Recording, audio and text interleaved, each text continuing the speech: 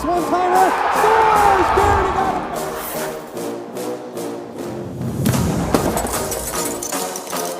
Streaking down the left wing. Minton shoots and scores! The booster boy. He scores! Now here's a breakaway for Ramsey. Ramsey, backhand, goal! 2-on-0. Garrity to Minton. He scores! Time left in this game. They get a shot away from the save of the year.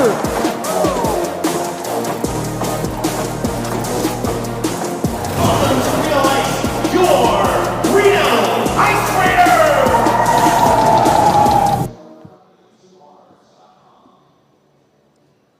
From Reno, Nevada, it's time for Ice Raiders hockey.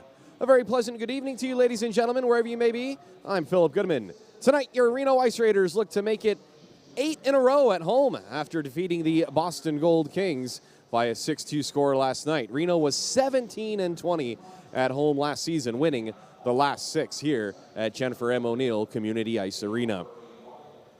This series against the Boston Gold Kings is brought to you by Cure Biomedical. Cure Biomedical mainly focuses on the servicing of medical devices, yet they also have the experience working with operations throughout the healthcare industry. Cure Biomedical can provide an on-site, no-cost assessment as to what can be done to help your healthcare organization operate at the most cost-effective, efficient, and patient-safe level possible. Get a free evaluation for your healthcare organization at cure-us.com. Well, last night's game was definitely like a 3-act play. The teams felt each other out in the first period and went to the locker room with a 1-1 tie. Reno turned up the pressure and got shots through for a 4-1 lead in the second, and then tempers erupted on both sides, and Reno won the third period and the game with a 6-2 final. Game 2 was bound to be full of more fireworks. Your top scorers last night: Bobby Watson, 1 goal, 2 helpers. Jeff Giron, a goal, 2 helpers. And Julian Herrera, also a goal and 2 helpers. Herrera's line with Ellis and Ramsey Anderson will be getting the start tonight for Reno. Time now for Who's In, Who's Out, brought to you by Opening Door Solutions, LLC. You can't get in or out of the rink without good commercial doors. Opening Solutions, LLC has all your commercial and residential door solutions. Out tonight, your captain, Andrew Peterson, unavailable. And in his place, Ellis O'Dowd will step up defensively. The 21-year-old defenseman from Santa Barbara played midgets with the Boston Advantage in Lowell, Mass. Before moving up to the Powell Junior Islanders. O'Dowd made his way west to Tahoe, and now we're happy to have him here as an Ice Raider. Well, last night was a ton of fun, and it started in the parking lot, tailgating with the Campbell clan. Chad, Cole, Aaron, Taryn, and a whole group of people.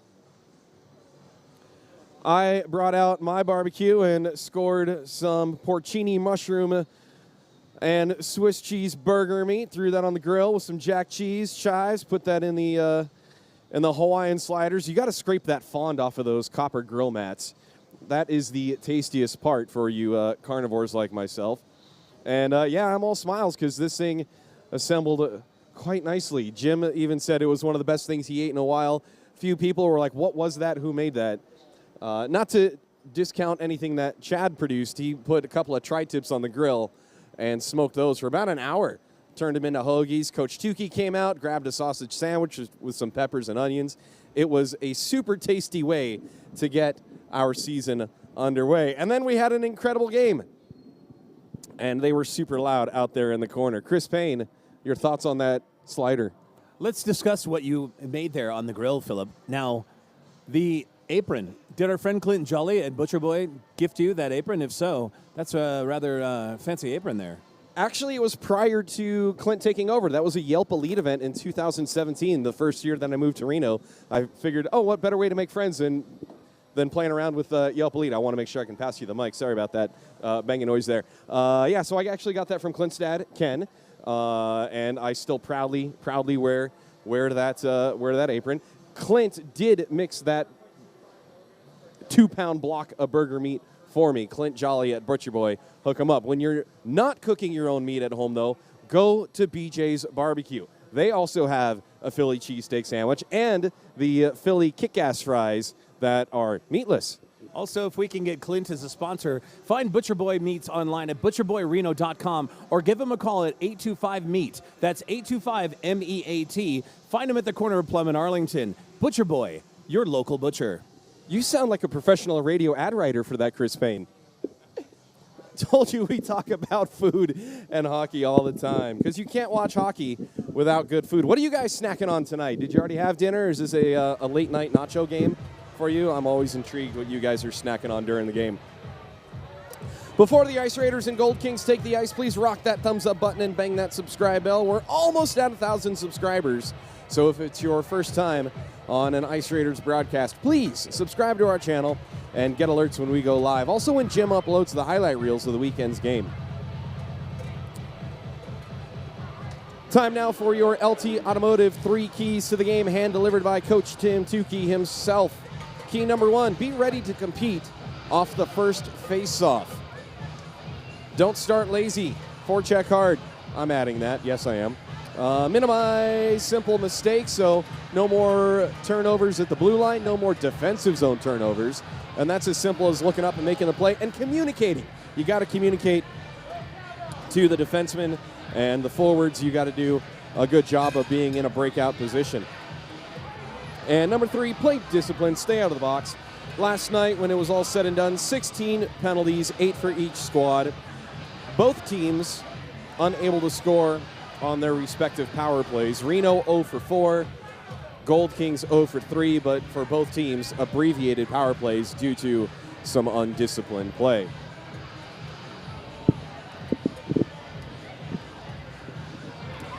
Well, I don't know if we're going to have any kick-ass fights tonight to go along with our kick-ass fries from BJ's Barbecue. Talking with Ryan Dreisen in the parking lot earlier, inquiring if there was a chance that Russ Childers and Tony Tyrell might drop him. Ryan said, highly unlikely.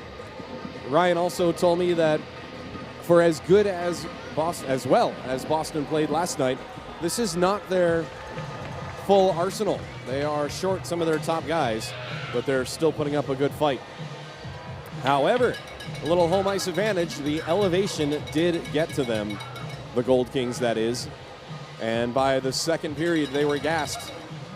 Coach Coughlin even saying that they didn't even need to bother resurfacing the ice in the Ice Raiders defensive zone because the Gold Kings were not making any ruts offensively.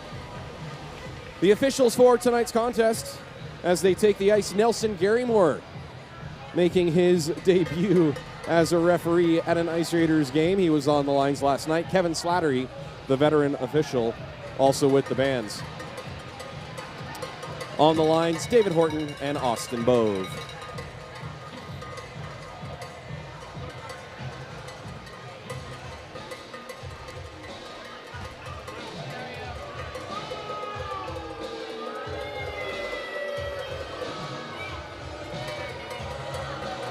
The Gold Kings are taking the ice, and right behind them are the hometown favorites. And here's Chris Payne with those introductions.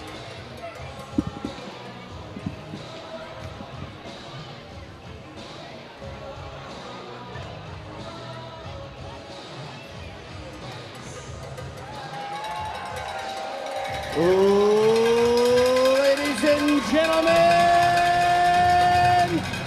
please welcome to the ice your Reno Ice Raiders Hockey Club.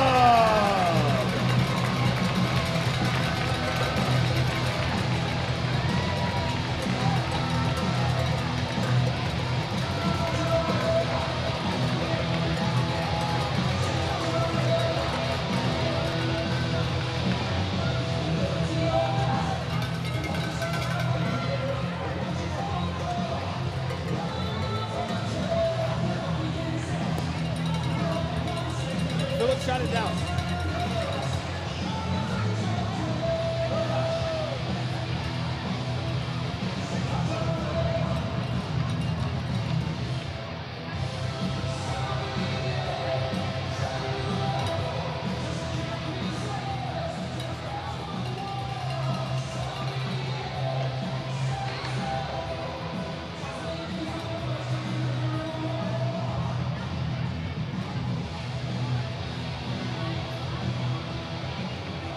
Good evening, ladies and gentlemen, and welcome to Jennifer M. O'Neill Community Ice Arena for tonight's matchup against the visiting Boston Gold Kings and your Reno Ice Raiders Hockey Club, brought to you by Cure Biomedical.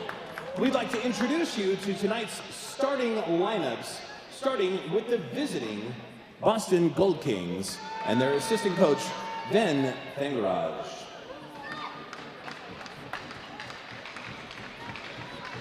Head coach, John Coughlin. On defense, number 9, Russ Childers. On defense, number 8, Sean Savalov. At forward, number 13, the captain, Ryan Dreisen.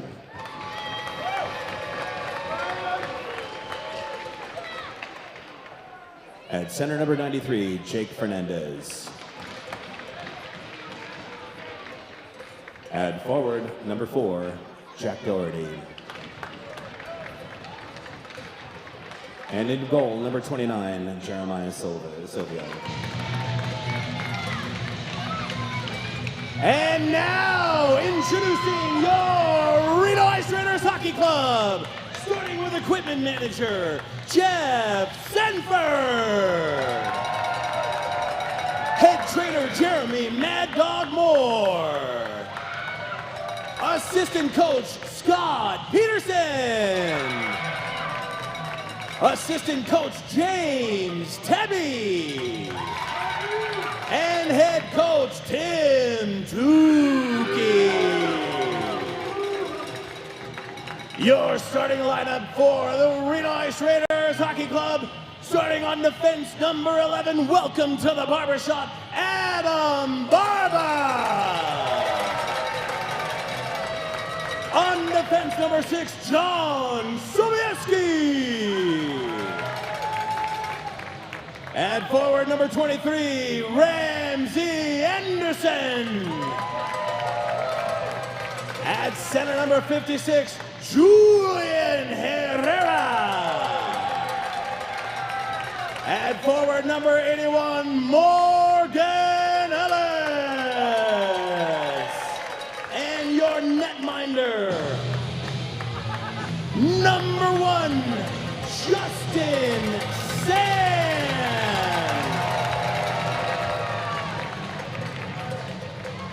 Ladies and gentlemen, at this time, we ask those who are able to please rise and remove your caps for tonight's national anthem.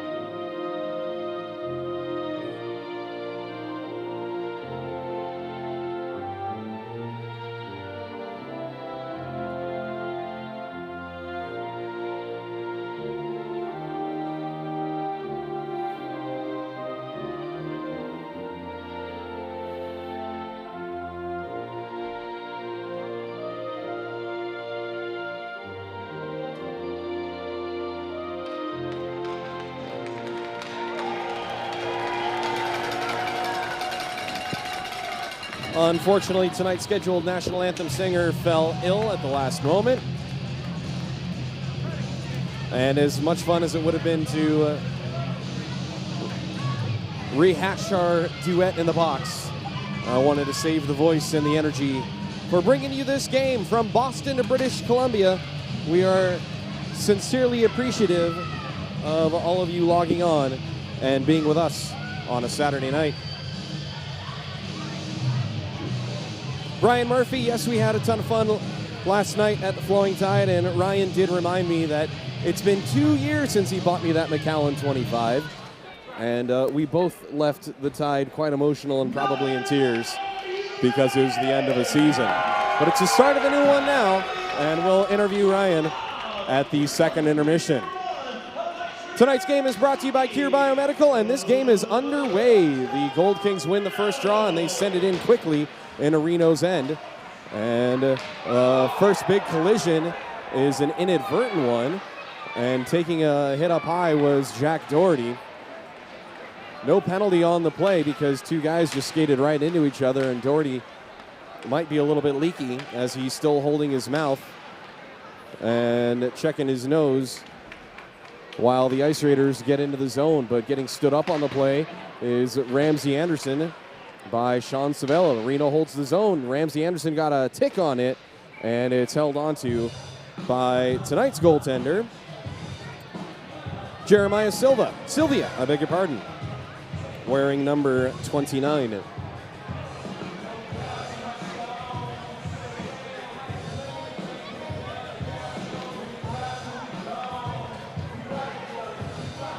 Oh, yeah. Doherty is definitely leaking out the nose. Our Remza guys are giving him some attention. Totally inadvertent collision between two towers.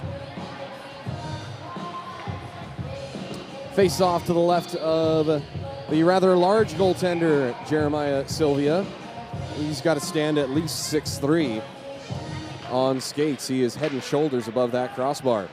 Face off pushed into the corner. And it squirts into the circle, and Boston will get it out. Sobieski throws a shoulder into a Gold King, then gets wrapped up, but they thought they were going to try to get something started early between Cam Michael, but here comes Reno the other way. Bobby Watson from his office behind the goal, centered in front for Hunter Sine, but it's swatted away by the Gold King defense. Weston Nash and his 2-point effort last night and solid defense has the puck. He gets it to Watson, who has to backhand it out of the zone, sent right back in by the Gold Kings. Also want to apologize to Chris Payne and the Fernandezes for mixing up a couple of names on last night's starting lineup as this puck deflects out of play.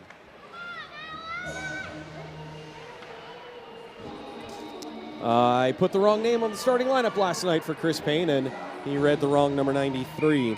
I put Chris May on there, who wears number 95. That is a poor copy and paste job by me that I will take full responsibility for. Centered and swatted away. Drop pass comes back to Gunnoe. Gunnoe gets around one checker. Down low for Garrity. Garrity reverses for Hutch. Oh, I beg your pardon, that's Monty, number 5, not 25. And after it is F. Fagergren for Hutch. He's got Monty in the middle. Monty went down for a knee. Monty was interfered with, I thought, as he was going down, getting ready for the one-timer. Gets shoved from behind and knocks the net off the moorings. And we get a whistle. Yeah, Monty recognized the play well, followed Hutch to the net, and he was down on the ice and had looked like he had his skate taken out from underneath. And from where the referee was in the corner, might not have seen that skate being taken out by the stick blade, and that's not really a fault of the ref. That's where he's supposed to be, in that triangle down low. And plus there was 3 extra bodies in the crease. Goalie is asking for some help here at the bench. That's rare. Or are they going to do some maintenance in the crease? Sometimes when the ZAM comes through, it leaves little mountains of water. I wouldn't call them undulations. It's almost like a Hershey Kiss gets frozen in the water, or if there was a big rut from where Monty fell. Maybe that's what caused Monty to fall, so I beg your pardon. Perhaps there was not an infraction on the play. They don't teach us how to do that in ref school, by the way, how to manicure the ice. Kind of wish they would. There's an art form to it. It's like icing a cake. Literally, you have to put the icing on and smooth it and get the puck. And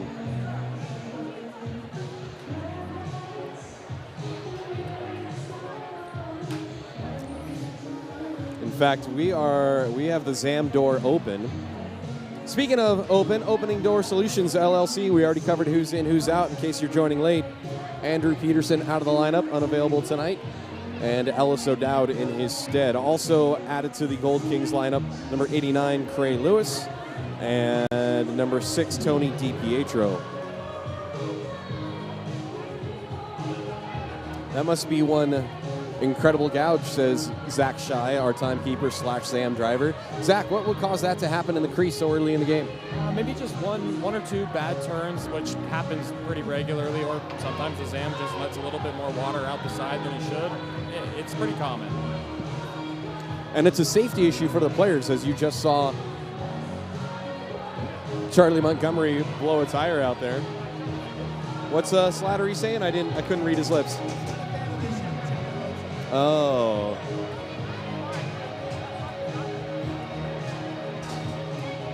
Well, the kids like the Chapel Rowan now, whatever that means. Oh, okay. I do appreciate the new kids on the block. A shout out to the Wahlbergs out in Boston for the entry of the Gold Kings. Face-off won by the Gold Kings, and they ice it right away. So after all that stoppage of time, we get yet another delay.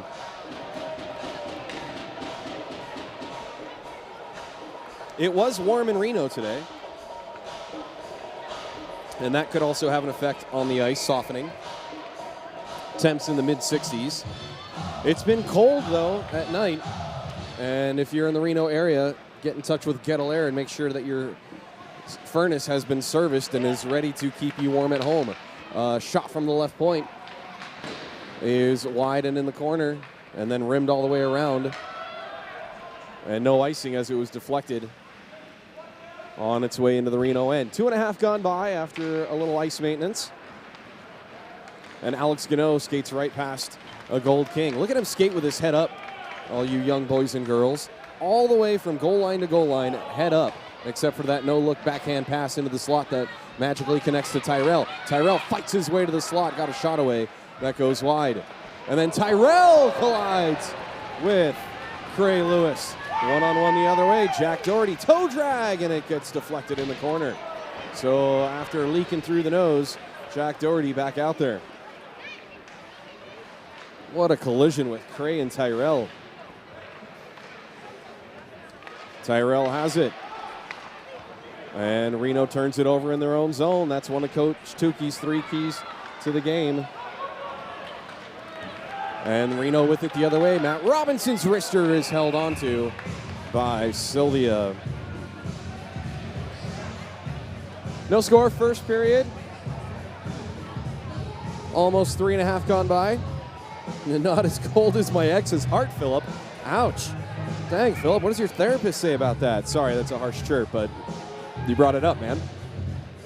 But you're in a better place now, right? Face off a Giron bomb, sticked away by Sylvia. Rebound, Matt Robinson couldn't pound home an open net.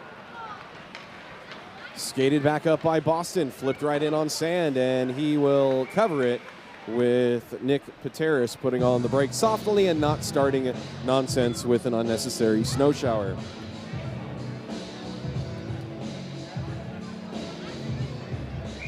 Chapel Rowan sounds like a nice place to get married. Chris Payne is smiling at my awful dad joke puns. Won by the Gold Kings, sent around the ice though and taken away by Reno. Long outlet for Garrity. Garrity to Robinson at the line. Robinson tried to return it to Garrity and the pass misses. Then handed off to Minton, who got a clean shot away and a kick save by Sylvia. Wow, what a speedy setup by this top line of Reno.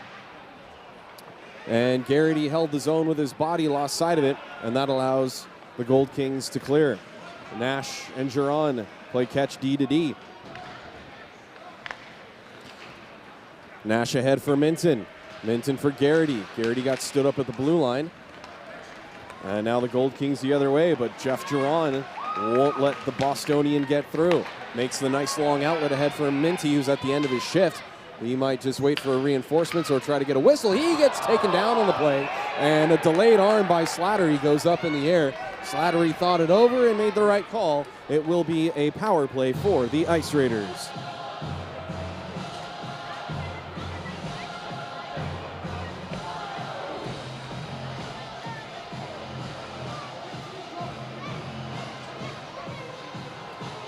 I totally lost sight of the number as well because it happened behind the net. He still hasn't told us what it is. He did motion. Oh, Zach saw the trip. It's a trip on 15 dark. No, we cannot. 15:23 the time of the first Brewers cabinet power play for the Ice Raiders. And no, it's going to be 95. Now he makes the official call. I thought, tripping. What else would you? Well, he was looking for 15. All right. You do not have a 15. How about 20? Could it have been 25? Okay. Well, for what it's worth, you don't have a guilty smile. That's Chris May serving in the box, even though he wasn't on the ice, he says. As a one-timer by Sobieski is shanked. And the Ice Raiders are able to hold the zone. He is totally smiling right now. He's like, yeah, whatever, I'll serve. It's all right. It's loose and now cleared by Boston. I'd have to rewatch the replay as well to see who that was behind the net that tripped up Minty. 29, says Philip DeMaio watching closely. Well, that'd be the goalie. It was not the goalie because it happened behind the net. It's centered in front, and now it's flipped out of play, and it hangs on the netting. And they'll need a fresh puck that Horton skates over and retrieves for me. Are you sure the goalie tripped him? I'm not going to go back, but seemed like it was behind the net. It was quite the Superman dive, though, by Minty. I hope we can turn that into an Ice Raiders player card somehow. No, we want to get him celebrating a goal, not being taking a penalty. Rolls in on Sylvia, easy whistle.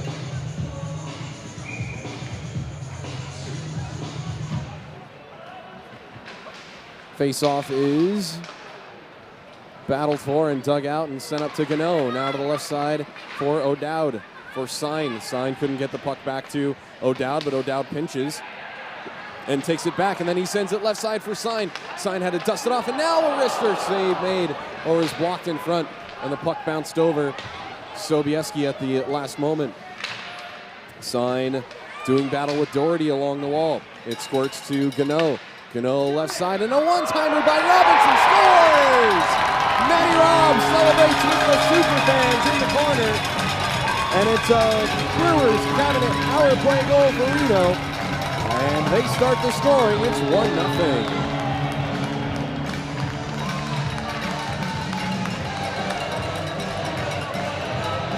Bobby Watson also gets a helper, getting the puck up to Alex Gunnoe.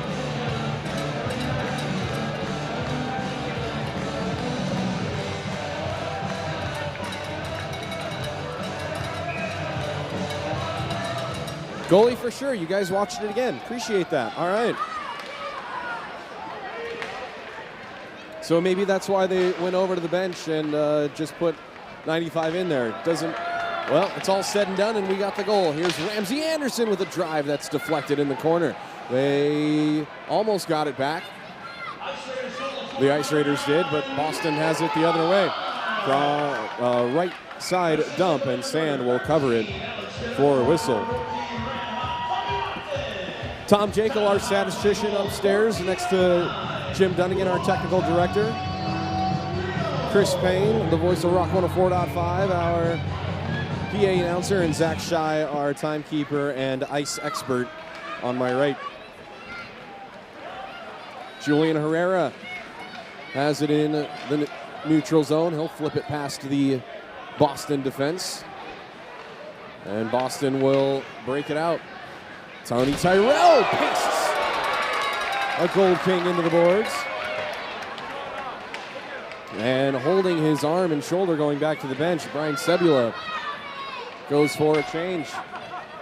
Holding it in a little close, it looked like. Maybe I'm looking too deep into that.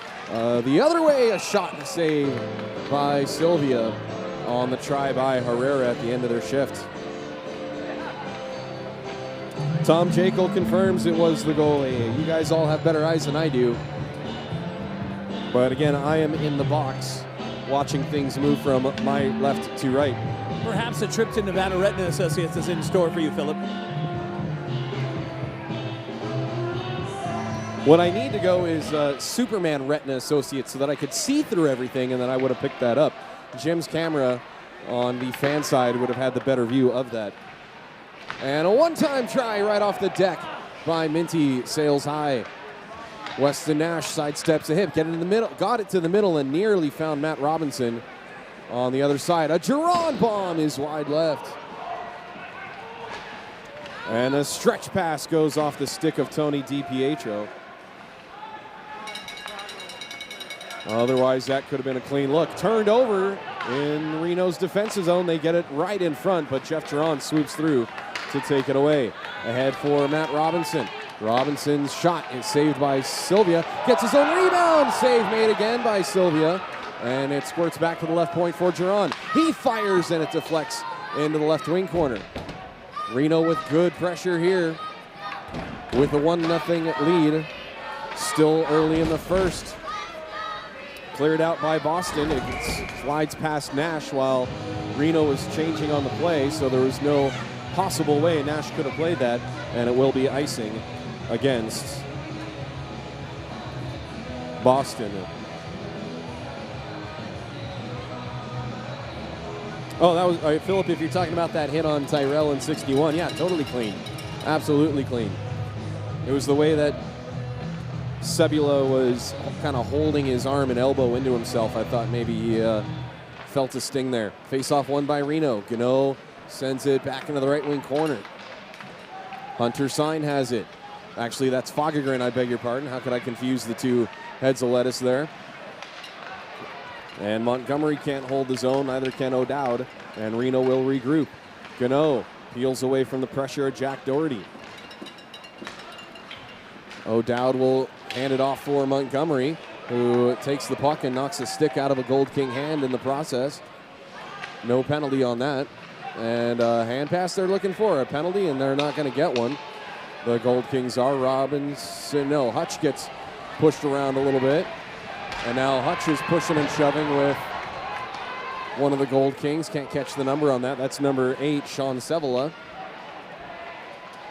And Reno still with the pressure in the zone. Gunnoe's wrister deflects off of the glove of Sylvia, and O'Dowd has it in the corner. Montgomery covering the right point, slides it across to Gunnoe, gets around Dreisen. Gunnoe carries it below the goal line, back to Zeph, who shoots, and it just goes wide. And that was a bit of a rolling puck. I don't think Zeph had that on the barrel of his bat, so to speak. And Gunnoe has it at the left point from Hutch. And this one is gloved by Sylvia.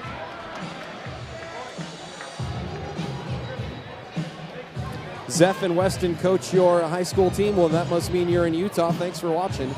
Salt Lake, Boston, British Columbia, all points in between. Thanks for logging on a Saturday night.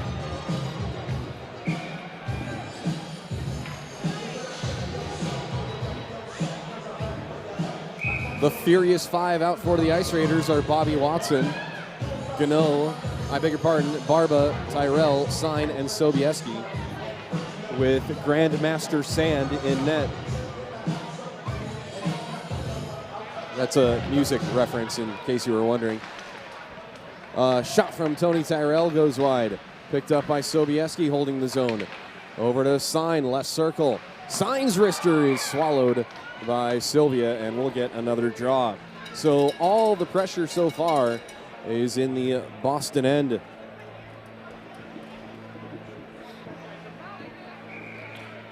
Did you win your game, possible italics, even without Weston and Zeph being present? We're going to drop this puck again. And David Horton says the Boston centerman will be kicked out of the face-off circle.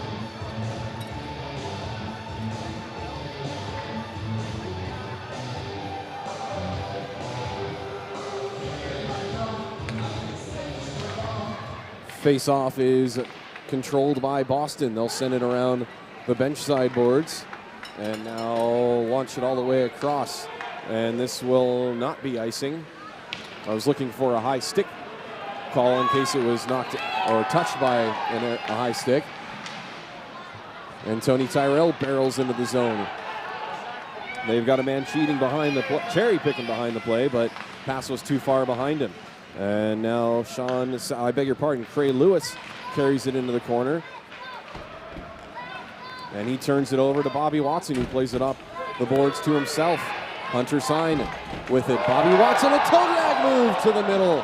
And his shot just goes wide. This will be icing again against Boston. So it's been 10 minutes of non-stop pressure by Reno. Tom, do the Gold Kings have a shot on net yet? One. And Reno has 13. Tom and I are expert charades partners, as he is 120 feet across the ice. Face-off controlled again by Boston, though. And it comes back to the right point for Nash, who got it down low for Ellis. And his redirect just missed. Behind the net, Ramsey Anderson gets the wheels moving. A little traffic and chaos in the crease as Broman knocks down Ellis. Broman with a little cross check on Ellis, and play continues. Broman has it in the corner. Hands it right off to Weston Nash. And it's sent in on the Reno end. And rimmed around where Nash has it. Nash ahead for Minton. Minton in the zone 1-on-4. Can't sidestep the hit. And then Nash stood up one of the Boston players. And that forces the turnover, but it laid on the deck, and Boston has it again. And then Johnny Garrity throws his shoulder into a Gold King, separating him from the puck. And now it's loose in the neutral zone. Taken away by Matt Robinson. He's got Garrity in front. Too much sauce underneath that, and Robinson couldn't knock it out of the air. Behind the net, a redirect try again for Garrity, just misses. Nash with the drive, and it goes wide. And Slattery trying to get out of the way, but the play came right at him. Garrity left side, his pass out of the wheelhouse of Robinson. Back for Garrity, puck deflects up, and then 25-on-25 collision. I think Garrity won that one, but just barely. Gunnoe's wrister deflected up high and then off of the fishbowl of number 24, Cam Michael. And that is why you wear cages even at this level. Weston Nash curls away from pressure, sends it up high for Gunnoe. Gunnoe walks to the left, creates a better shooting lane for a shot that deflects off a body and just trickles out of the zone. Gonna have to use a magic eraser on that fishbowl there, Cam, to get rid of that scuff. And behind the net, Jake Minton gets separated from the puck. Ellis O'Dowd showing the hops, holds the zone and fights through a check. But Boston comes away with it. Good effort there by the defenseman, and Boston, with their one time carrying the puck across the blue line, they are offside.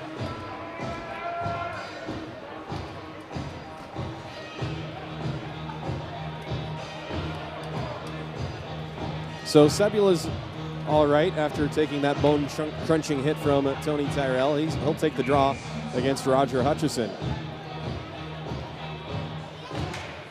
And Hutch pushes the draw back for Fagerin, who dishes it to Gunnoe.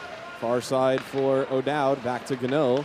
And Gunnoe gets the skates moving. Look at that edge work. It just never gets old, but it's poked away nicely by Sean Sebula.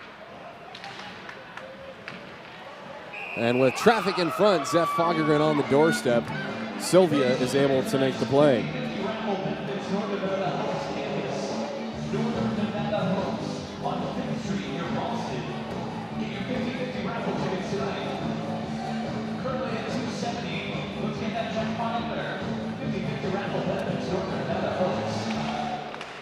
Face-off won by Reno.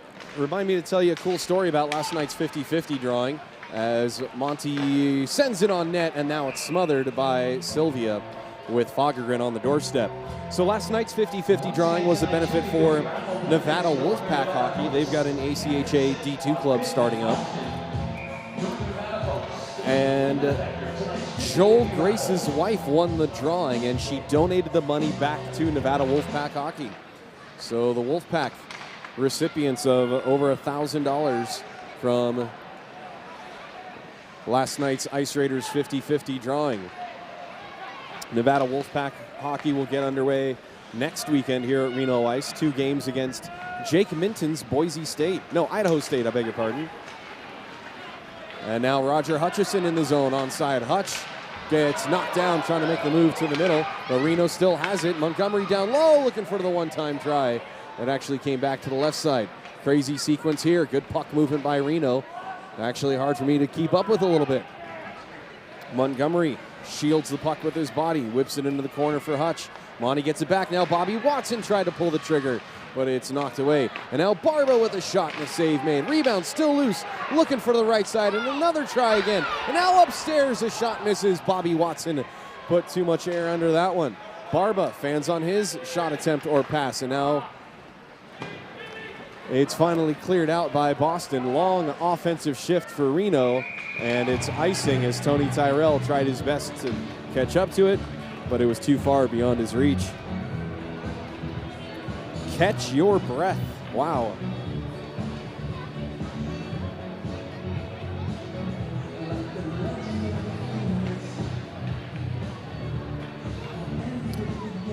We'll talk to Tim Tukey at first intermission, and we'll talk to Ryan Dreisen at the second intermission.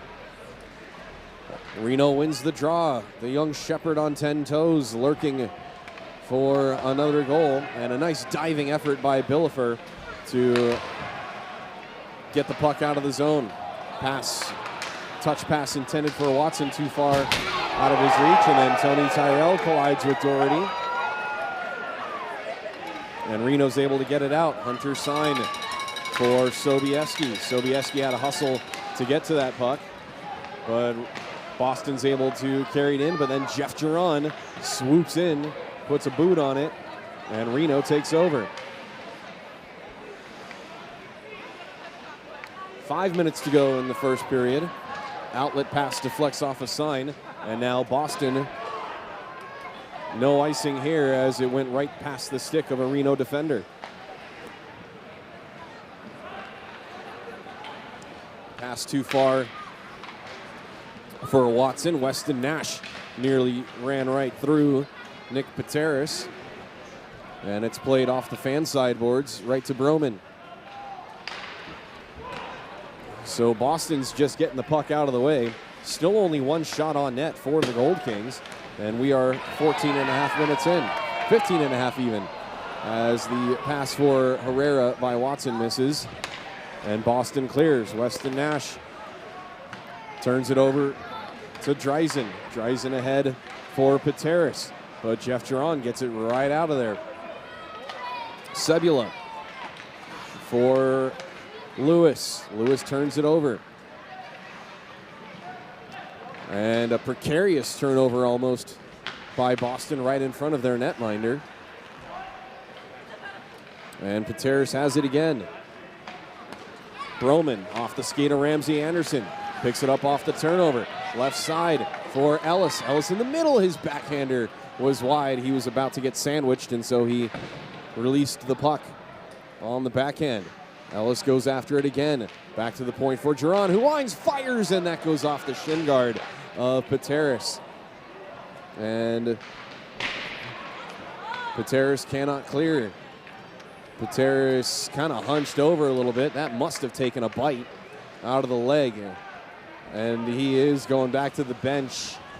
What do you call that face? That was a wince indeed, as there's another drive by Reno. That goes wide, or it was kicked away by the netminder Sylvia. Weston Nash behind the net, hands it off for Minton, who tried to center for Ramsey Anderson. Kind of a mixed line here. Nope, that's Garrity, I beg your pardon. And Weston Nash being hounded by Hannums will send it ahead for Garrity, wide open left wing. Garrity fires, and it's wide right. Held in right point by Minton. Minton tried to flip it in the corner for Robinson, but Boston intercepted and comes across the line 3-on-1. They cough it up though, and Garrity sends it around. 2:22 to go, first period. Shot goes wide again. And this one deflect on sand, and he hangs on for a whistle. quiet first period for the Sandman.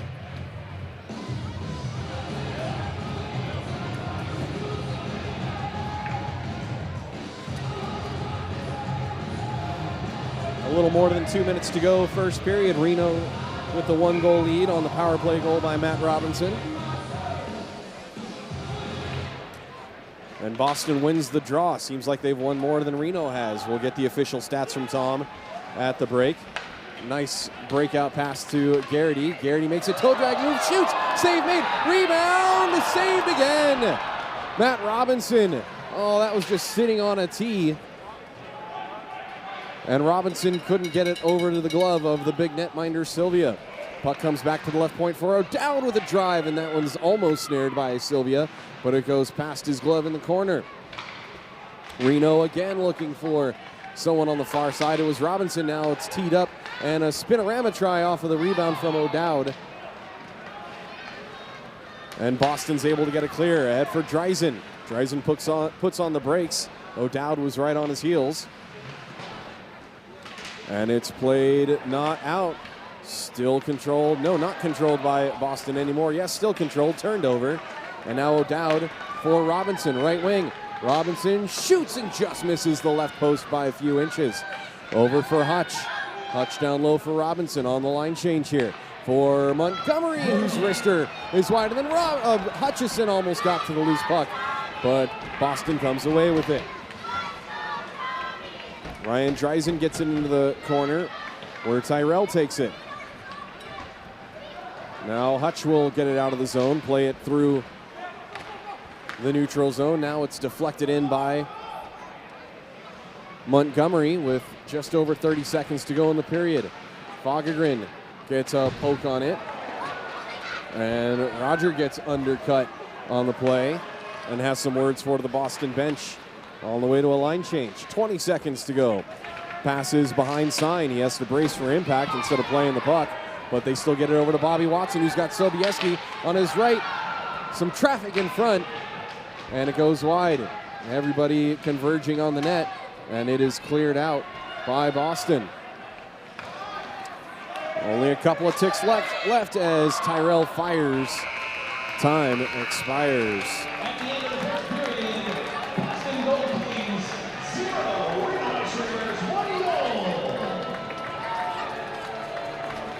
Tonight's game brought to you by Cure Biomedical, and the Ice Raiders take a 1-goal lead into the locker room.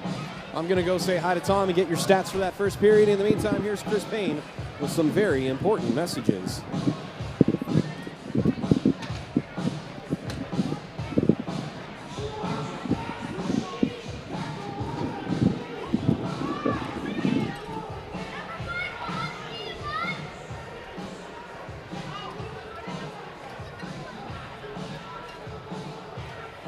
Cure Biomedical mainly focuses on the servicing of medical devices, yet they also have experience working with operations throughout the healthcare industry.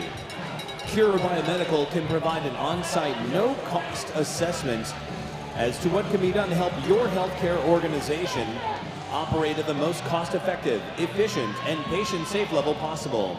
Get a free evaluation for your healthcare organization online at cure-us.com.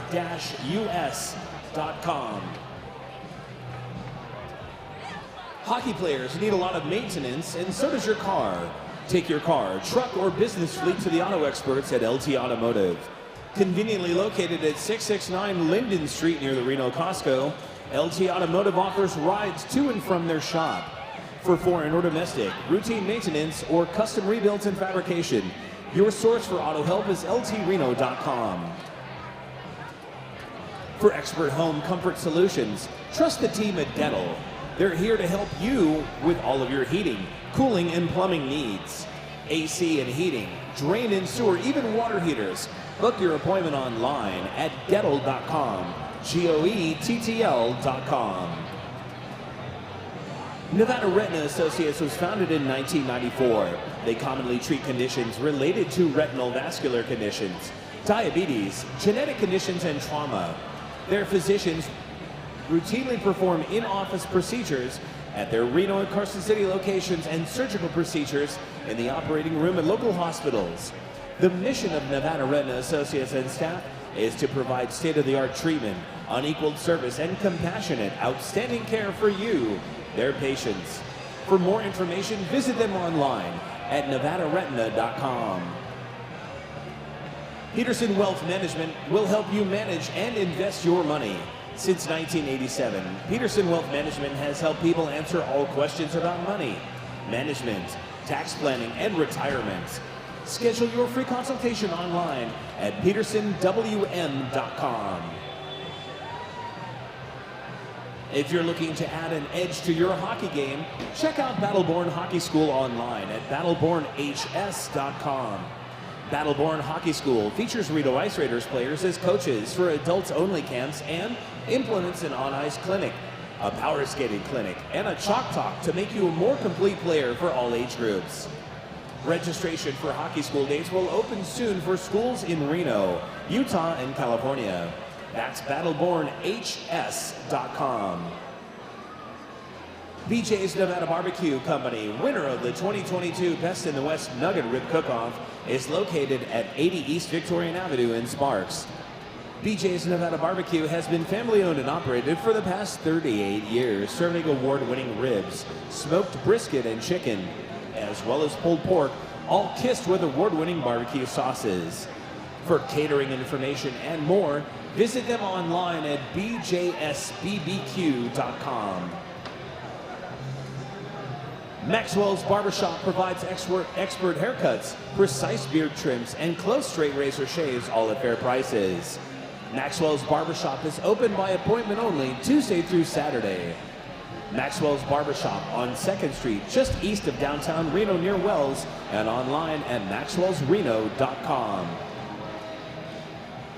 Sierra Sid's Casino in Sparks has been family-owned and operated since Sid Dillon Jr. opened the doors in 1972. Check out the Atomic Bootlegger Lounge at Sierra Sid's for local craft brews and tasty cocktails, all served in a comfortable environment. Sierra Sid's is open 24/7, 365 for your gaming pleasure, with payouts, some of the highest in Northern Nevada. Check them out online at sierrasidscasino.com. TNT Yard Service is a full-service lawn maintenance company that has been serving the Reno area for over 20 years. TNT can do more than just mow and trim your yard. Call TNT Yard Service for irrigation, cleanup of leaves and debris, shrub trimming and aeration. Hockey players sharpen their blades every day, so does TNT Yard Service. Find them online at tntyardservice.com. And whether your goals are complete removal or fading for a future tattoo placement, a consultation with Reno Tattoo Removal can help create a plan that works best for your unique target. Reno Tattoo Removal is more than willing to accommodate and customize a plan to fit your specific needs. Check them out online at renotattooremoval.com to see how they can help you today.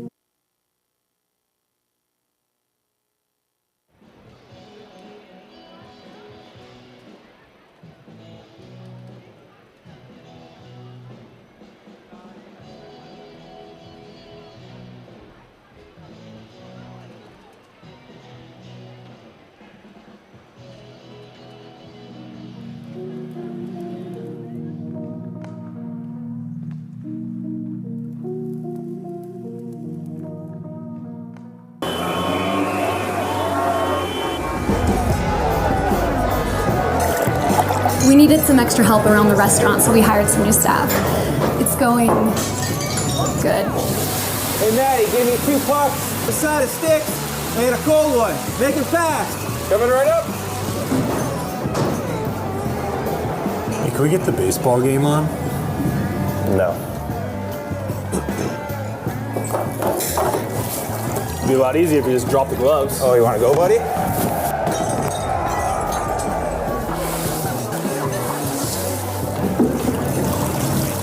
I'm gonna need a Zamboni.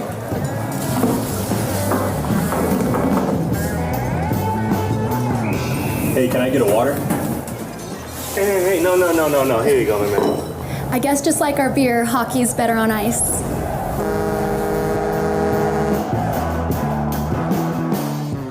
Battleborn Hockey School is back, the West's premier hockey camp for adults and kids. We're thrilled to announce the return of one of our most popular camps, Battleborn Hockey School's Power Skating Camp. This 2-day program, designed for both adults and kids, is dedicated to enhancing your skating skills. From explosive starts to agile maneuvers, it's the perfect opportunity to gain the edge you've been seeking. And that's not all. We've added a new camp for 2024, Battleborn's Shooters and Scorers Camp. It's all about honing your finishing and goal-scoring skills while elevating your hockey IQ. Whether you're a sharpshooter up front or a blue liner eyeing the net, this camp is your ticket to becoming an unstoppable scoring threat. For those that want the complete experience, our 3-day Battleborn Adult Camp is for you. Geared for all levels, you'll undergo an intensive hockey skills improvement program led by coaches with over 100 years of combined professional and semi-pro hockey experience, covering everything from skating, shooting, positional awareness, in-game strategy, and tactics. You'll leave with a solid grasp of fundamental concepts and skills, enhancing your effectiveness as a hockey player. Engage in thoughtfully curated drills and exercises alongside your fellow campers. And just for our adult camp, a complimentary happy hour each day, providing an opportunity to connect with your coaches, teammates, and new friends. Every Battleborn Hockey School camp experience includes a personalized jersey, a detailed report card to track your progress, off-ice mobility sessions, and video analysis of your shot or stride depending on your camp. Ready to elevate your hockey game? Find our camps in California, Nevada, and Utah. Visit battlebornhockeyschool.com to subscribe to our email newsletter for more details.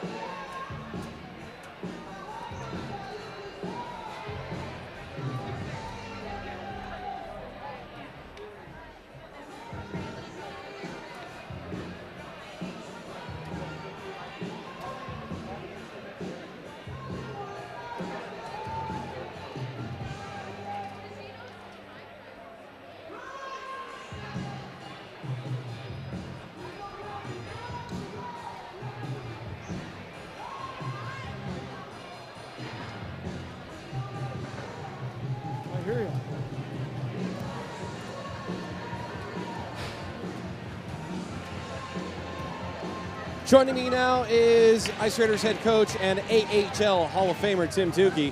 Kind of a boring first period when you break it down. 20 shots on net for Reno, 2 for the Boston Gold Kings, and all the pressure tilted in Reno's favor. How do you keep the guys excited for the next 40?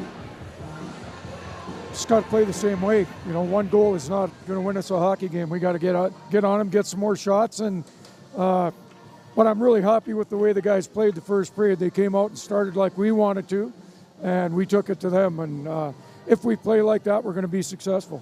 I did mean boring in a good way, by the way. My coach would always say hockey is really boring when you break it down. You're in the right position, you block shots, you get in the way. And Reno did that for the most part, and so did Boston. Boston thwarted a lot of opportunities. What do you see out of this big goaltender down at the other end, Jeremiah Silva, that the Ice Raiders can beat? I think he covers the bottom of the net really well. He goes down into butterfly. So try and get the puck up, but he also, we got to move him side to side. You know, if we can get 2 guys going to the net, pass across, we'll make some open nets for us. But he's a really good goalie. We missed the net a few times too. We got to hit the net. All right, quick story time. As we were coming into our interview, Sting and singing along, talk about a time where you went out after a game with the boys and got into some karaoke madness. We didn't really have karaoke back then, but a lot of times I play the guitar. So we would get the guitar out and we would get together and have a sing-song. So it was always a great time. Probably all of a sudden the sun was coming up. We didn't even realize we were having so much fun. All right, one more question. 70s and 80s hits. What's your go-to jam? I love America. The group America was probably my favorite. Love their harmonizing, and I can play a lot of their music on the guitar. So you have ridden on a horse with no name? I think I have, yeah. Right on. Coach Tukey, story time. Always a pleasure. Thanks, Phil.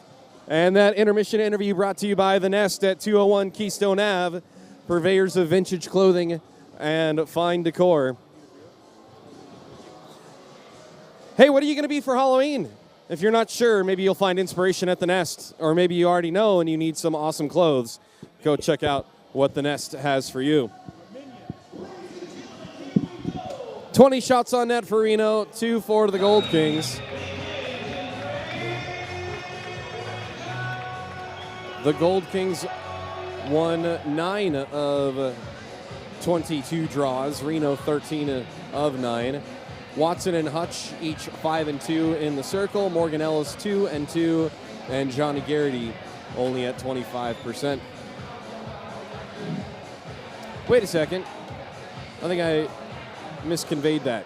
Yes, Reno did end up winning more of the draws in that period, 13 of 22. So Reno 59% to the Gold Kings 41. More ice maintenance needed.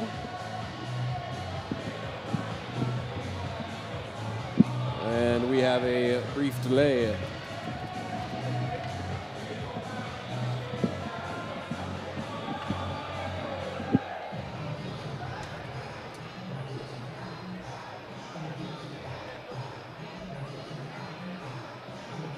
We are waiting on some ice maintenance in one of the corners, and now we are good to go.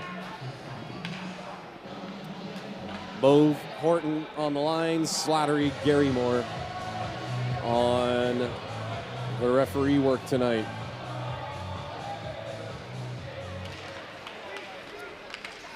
Playback underway. Tonight's game brought to you by Cure Biomedical. Ramsey Anderson has it, and he'll spin it for Giron. Giron ahead for Herrera, who had it chopped away from him, and then Ramsey Anderson swats at it. And the Gold Kings trying to get it out of their own zone where the puck has been the majority of the night. It comes into the middle for Ramsey Anderson, but he couldn't get the shot away. Curling away from pressure is Doherty. And he hands it off for Russ Childers. And Boston turns it over in the neutral zone. Dumped back in by Herrera. As Reno changes offensively with the bench right in front of them on the attack.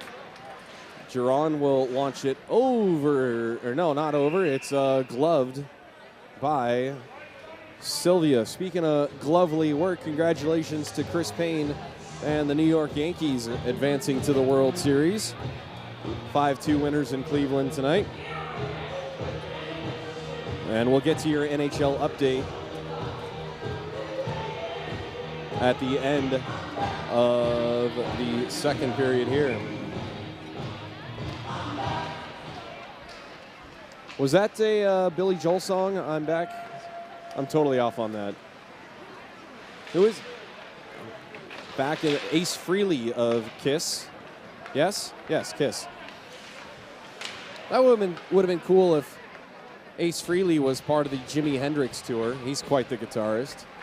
And you guys that are Jimi Hendrix fans, look up the Jimi Hendrix Experience and see if that tour is coming to your city. An absolutely marvelous concert experience as Alex Gunnoe's wrister from the right side is held onto by Sylvia.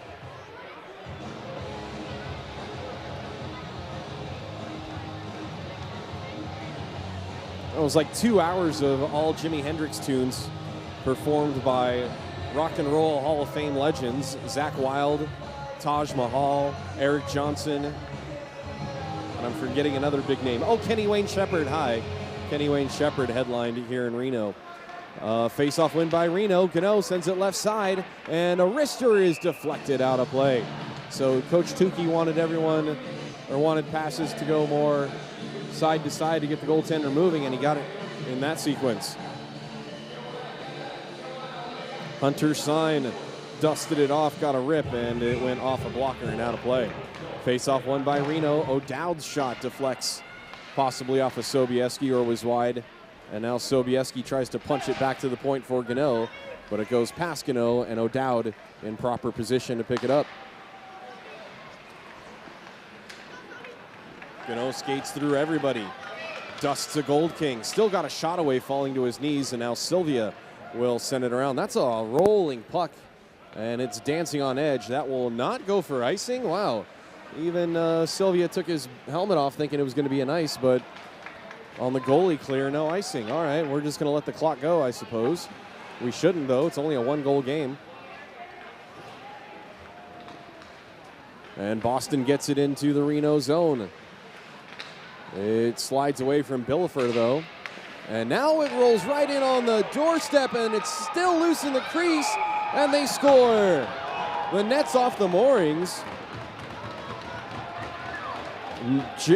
Jerry Moore pointed at the net, indicating a goal was scored. And with everybody out of position, except for in the crease, are we going to get a goal or not? The referees are talking it over. Let's see if, well, the puck went in the net, but where is, oh, that's the replay of Minty. And they're still discussing whether or not this is going to be a goal.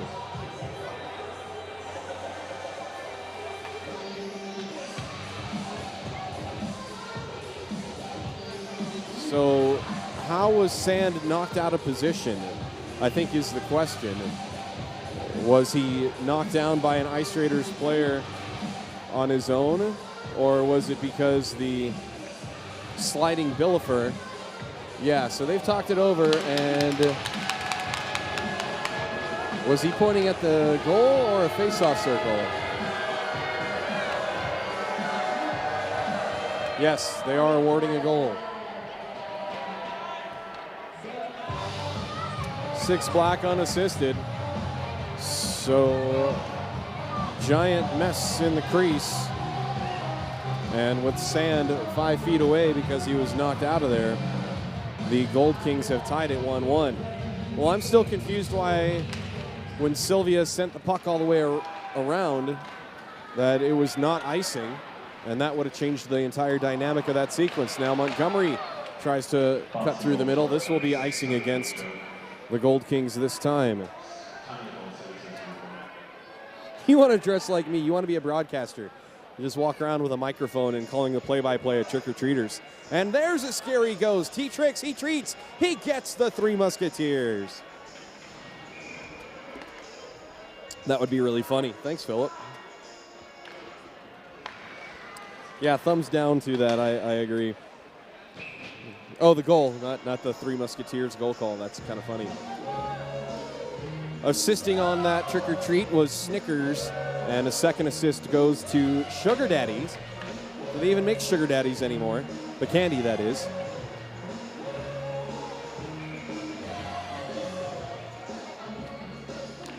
Face off won cleanly by Reno. Adam Barba to the half wall, and Hutch let it go.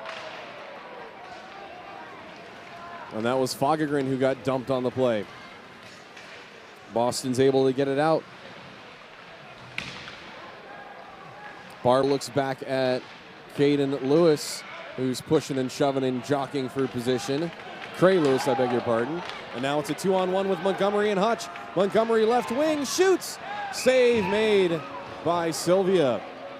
The right-handed shot on the right wing didn't have the cleanest passing lane to get it across to Sylvia because the defender played the passer as you're supposed to. Good defense by the Gold Kings on that odd man scoring chance.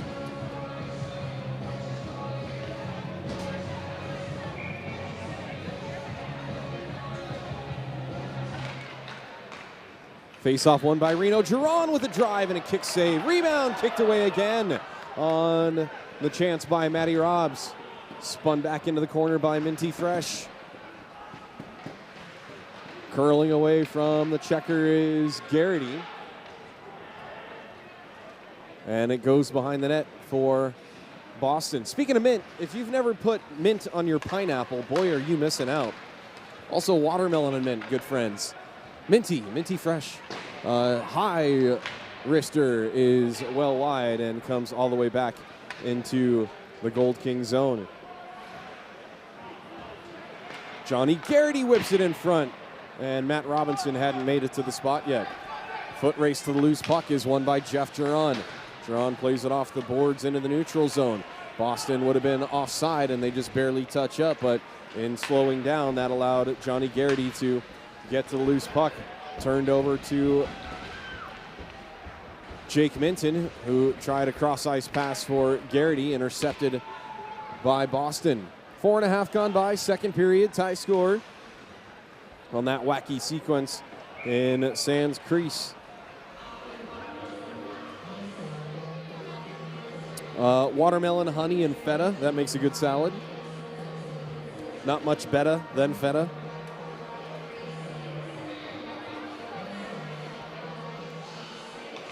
I break for cheese. Anytime there's a road trip and there's a cheese factory, we have to stop. Face off to the right of Sand, and a shot and a save and a rebound again. Sand alert on the face-offs. Another kick save by Sand. Might have got the paddle on that. And Boston showing some life here. 1-1 game, 5 minutes into the second. Flipped up through the neutral zone. Actually, Nash kind of flubbed on that lob wedge attempt. And now he will sauce it out to the neutral zone, looking for Matt Robinson cherry picking. This will be a offside against Boston, but they do touch up. And now Giron gets it ahead for Garrity, who plays it around the defender, still maintains speed. Gets around another defender, Garrity, backhander, save made by Sylvia. Lost sight of the rebound for a moment, and now Robinson has to be separated from one of the Gold Kings. And Sylvia will take it for a skate out of his crease.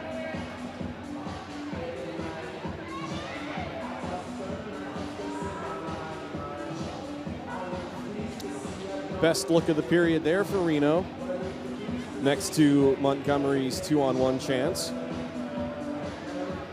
Monty said he had a chill birthday last night, had one at the Tide, and kept it chill after that.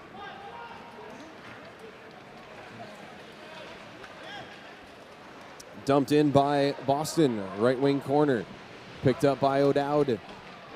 He hands it off for Ellis.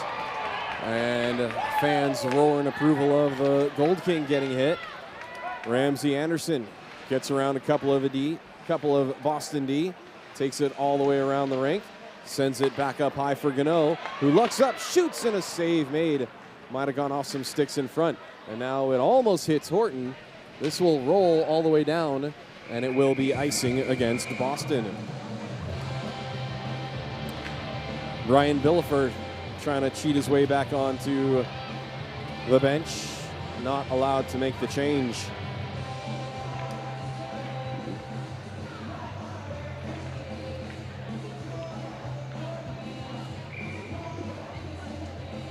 Bobby Watson pushes the draw left. Taken now, no, not taken by anybody yet. Still battled for until it comes to O'Dowd. Now it's flipped up in the air and comes back to O'Dowd at his own blue line. Now Boston will get a couple of fresh bodies out. And they almost turn it over in their own zone, but they cough it up to Gunnoe at his own blue line. Gunnoe curls away. And now Sobieski's area pass misses Watson, and then Hunter Sine had come over to back up the pass, but the Ice Raiders still hold his own. And a redirect try by Watson goes off the heel and into the corner. Bobby was camped out down low. Now a sauce in front is denied by the Boston defense. This will go all the way around for icing again against Boston.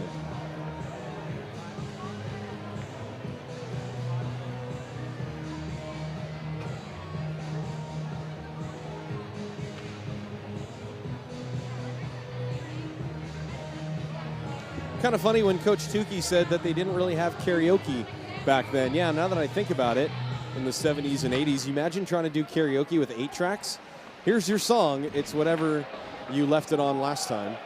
Or changing the records and having the needle skip. That would be interesting. A redirect try deflected in, and it's still loose in front. A shot, score! Scores, yes! Delayed reaction by everybody. Soviet is saying, I've got it right here. The horn goes because I told Chris Payne to do it. First, well, Jerryman pointed at the net. I guarantee you, Jerry Moore, I beg your pardon, pointed at the goal. When you watch the replay again, that's what I was looking for. It was there, and now we're just going to get a face-off down low. Chris Payne, you'll have to announce no goal on the play.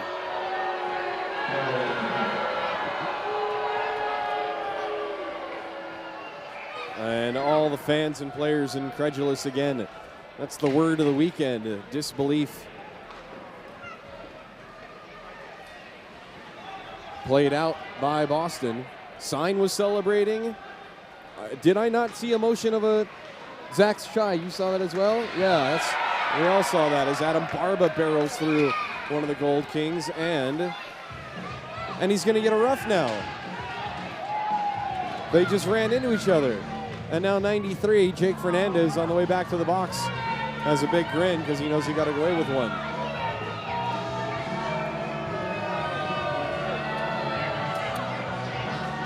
And you can understand the fans' reaction.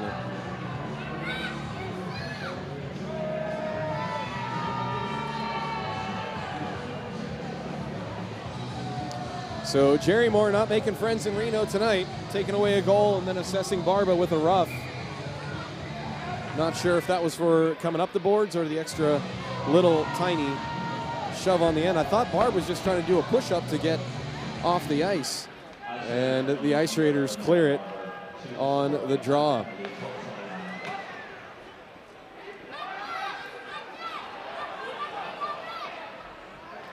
Picked up by Nash. He'll float it over for Geron, who got pushed from behind, trying to make the clear. Wrister from the left side by Dreisen is just wide. And now players get tangled up in the corner. It's Hutch. Actually, who is that? That is Montgomery, I beg your pardon, in the corner. Hutch is out there on the kill as well. Doherty with it. Left circle, scores! And Doherty with a celebration in front of the fans, and the fans give him a Reno wave hello.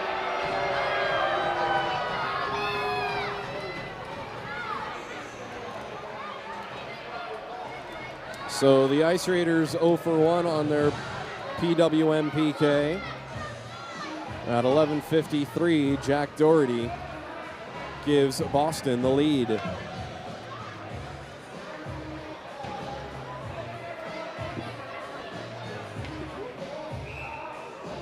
From a bloody nose to a power play goal, you can understand how Jack Doherty is a little fired up on that one. But it's a little early in this one. We still got more than half a hockey game to go. And let's see if Reno can turn it up. Here's Alex Gunnoe skating around everyone. And Sylvia finds the loose puck that Gunnoe left behind and covers for a whistle. Jim, 11:35 on the clock, please. Thank you, sir. Face-off is controlled by Boston, but right to Gunnoe, whose wrister is sticked away by Sylvia. And then another try is denied by the Boston stick. It comes back to Garrity, and it goes right into the chest of Sylvia. I think Garrity was trying to go opposite upstairs corner. Not opposite, against the grain, so to speak, and go blocker side.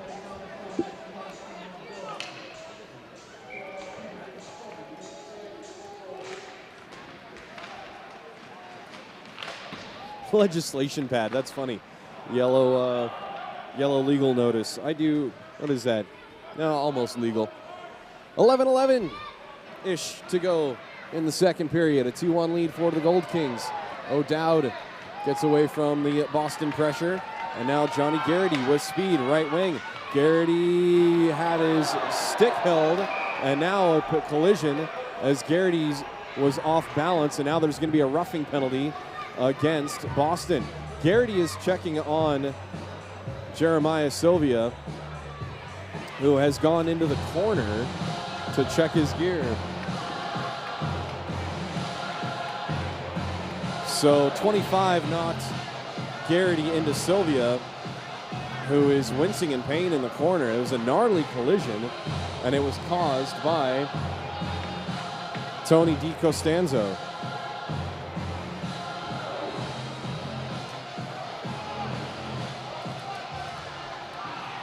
Penalty at 10:55 of the second period. Sylvia's going to get all the time he needs to gather himself.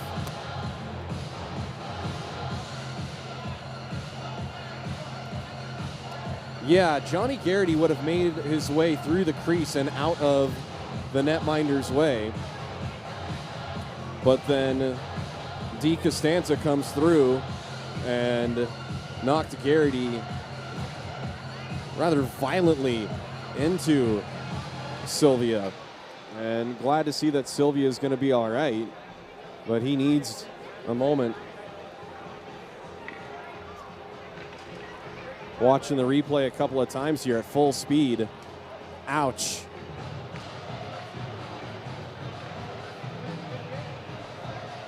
And that's the right call. It's either interference or it's a rough. Garrity was in no way attempting to make contact with the netminder. His trajectory was knocked off course by DiCostanzo. Well, let's see if the Ice Raiders can get some payback here. And Sylvia gives the nod that he's all right, and good on the refs for giving him all the time he needs. Face-off won cleanly by Reno on the Brewers cabinet power play.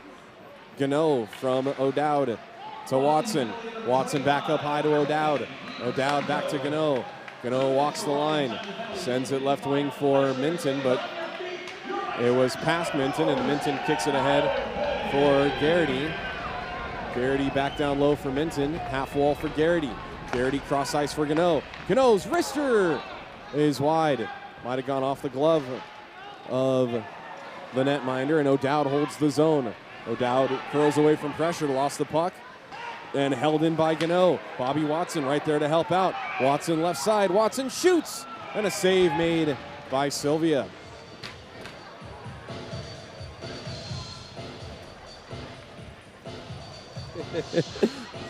Right, Yesenia? Thanks.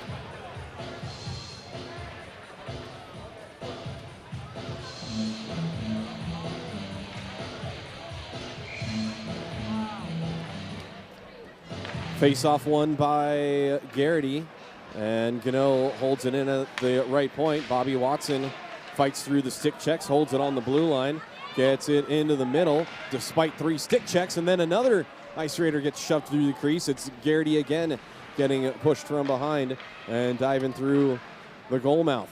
Back to Watson on the half wall. Under a minute to go on the Brewers cabinet power play. Bobby Watson trades with O'Dowd, and a centering pass by Garrity comes right back to Garrity.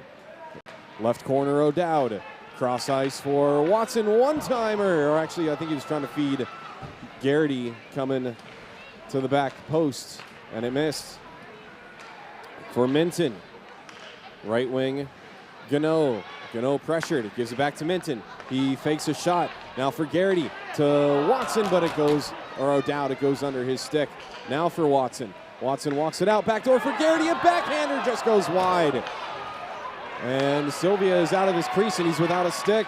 He might have collided with Garrity again. He came out pretty far. Now Garrity's wrister is shrugged away, or was high and wide. 6 seconds to go on the PWMPK. Good pressure by Reno. Can they get one here at the end? They do! It'll go down as an even strength goal as the pass came from the left post to the right post.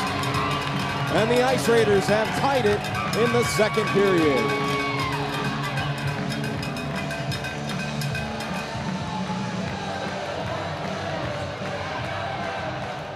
(25-14-91). That's Garrity, Watson, and Minton. Time of the goal, 8:53. So it's 2 seconds after the power play expired. That'll go down as an even strength goal, and it is 2-2.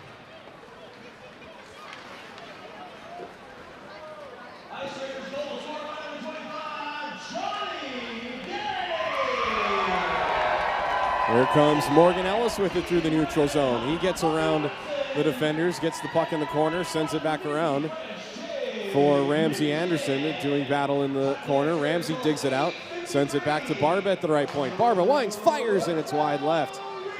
Tony Tyrell pinches in, sends it cross corner. Now Barba will pinch in, and Barba throws a hip into Doherty. Held in by Herrera. Herrera couldn't get it in deep, though, and Boston will clear. Tyrell plays it off the boards. Then it comes to Boston. Cross corner dump. Taken by Reno, though. Outlet pass comes to Herrera. 1-on-2 now across the line. Herrera tries to feed into the middle. Tyrell right there to hold the zone. And it goes into the bench, and players come together. And now Herrera wants a piece of one of the Gold Kings. Tony DiCostanzo in the mix again. And now we're going to get a penalty on Herrera. 56 with the rough.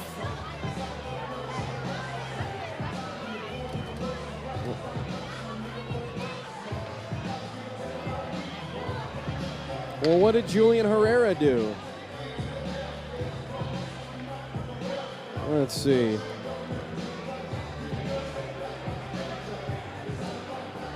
He came in with a little shove at the end. I've seen a lot worse not get called. And now Boston goes to work on their second power play of the night. It was in front of the benches, Yesenia. It was a little hard to pick up right when Jim was zooming in. But Herrera got a little extra shove at the end. And it was after the whistle, and Jerry Moore calling it tight. Ryan Dreisen skates through center ice. Has it chopped away from him by Sobieski. And Sobieski can't get it in deep, though. Now it comes to Giron, but the play would have been offside. And Giron gets it right back. Takes a stick check from Childers. And Reno is able to clear. A minute gone by on the PWMPK.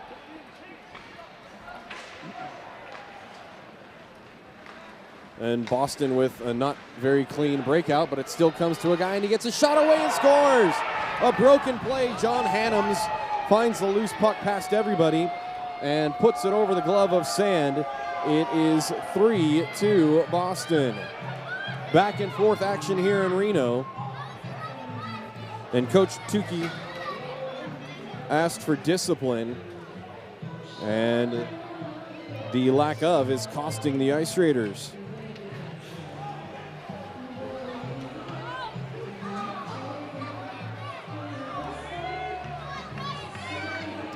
And would you look at this, we're getting a goalie change. Justice Giori is coming in at the 6:45 mark.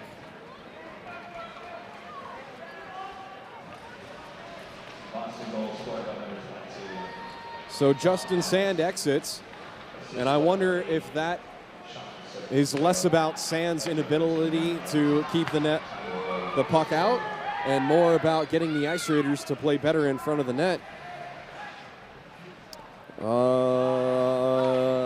I don't know who was the defender on that play, Yesenia, but based on your guys' Instagram reel, I know you don't like boyfriends who are minuses. Or no, sorry, I misspoke. I think the line was, we will still love our boyfriends even if they're a minus. That was without a doubt one of the funniest reels, or funniest parts of that reel that you guys made last year on the road trip. But no minus on a power play goal if we're going to get technical. Held in by Gunnoe, and it bangs off the glass in the left wing corner. Taken away by Boston, leading 3-2 late in the second period. And Justice kind of flexing the legs a little bit, coming in late. Might be a little cold. You know he'll do some yoga in the locker room before the third period, get the stretching going. Coming back the other way, Boston with it. Drop pass right side for Fernandez. Fernandez back behind the net for DiPietro, and Reno comes away with it. And then getting taken down on the play, Garrity looks back, no calls. And Boston has it on the turnover, or the takeaway, I should say. Rister saved by Justice. And Matt Robinson starts the breakout to Minton. Minton one-on-one. Minton toe drag move and a great defensive stick by Bilofer.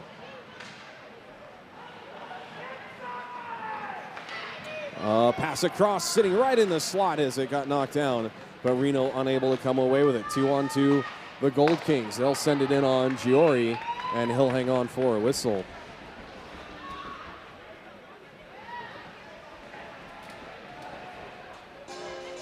Tom Jekyll and his amazing stat book is able to tell who was on the ice when goals were scored, but we won't look that one up right now. Who scored Reno's third goal? It was Johnny Garrett. Actually, no, goal number 3. We don't have a third goal yet, as Boston scores their fourth. Off the draw, the puck was just sitting there, and it was tucked right through the legs. An undefended Boston player in the crease. Chris May with the goal, assisted by Brian Bilofer, and it is 4-2 visitors. And Morgan Ellis tries to run through Chris May. Well, let's see what the Ice Raiders will do to regain their spark. First period was all them. Second period has been all Boston, as it goes off of Ramsey Anderson into the corner. Played up the boards, but not out. Jeff Geron will hustle over to it. He'll backhand it in on net with traffic, and it's cleared out by Boston. Garrity has the second goal for Reno, yes, as it deflects out of play.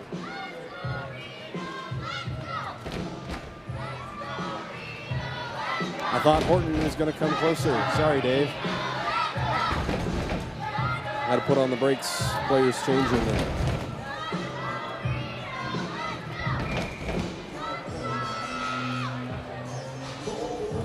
Under 4 to play, second period. A 4-goal period for the visitors. And they still have it in the attacking zone, holding the blue line. Knocked down in the slot. And Weston Nash threads the needle ahead for a breakaway for Sine. He scores! Hunter Sine upstairs again to beat Sylvia. And it's 4-3. Mark that one down as your Goettl Air Assist of the night. Nash threading the needle to Sine, and Sine goes top shelf. Give an assist to Jeff Geron on the play. At 3:38 of the second period.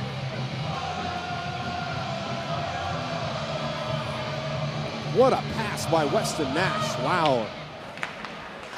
It's going to take something else absolutely incredible to beat that play for the Goettl Air Assist of the night. Held in at the blue line by Dreisen. Dreisen is still with it, and a shot or pass goes behind the net.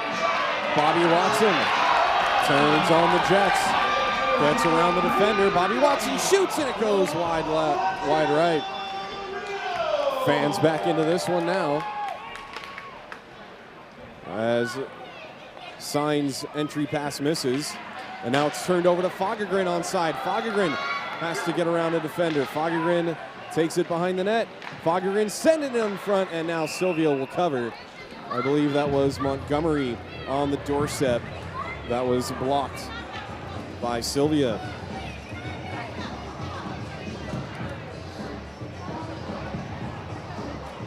Silky mitts by Sine to accept that pass on the backhand as well in full stride and get that breakaway chance. Face off one cleanly by Reno, and a one-time try by O'Dowd is just wide.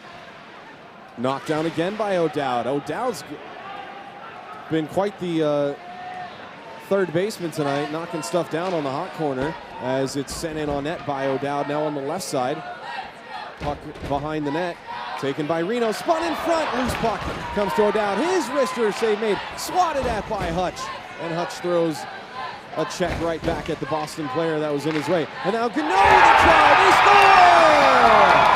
Gunnoe ties it 4-4 with 2:16 to go.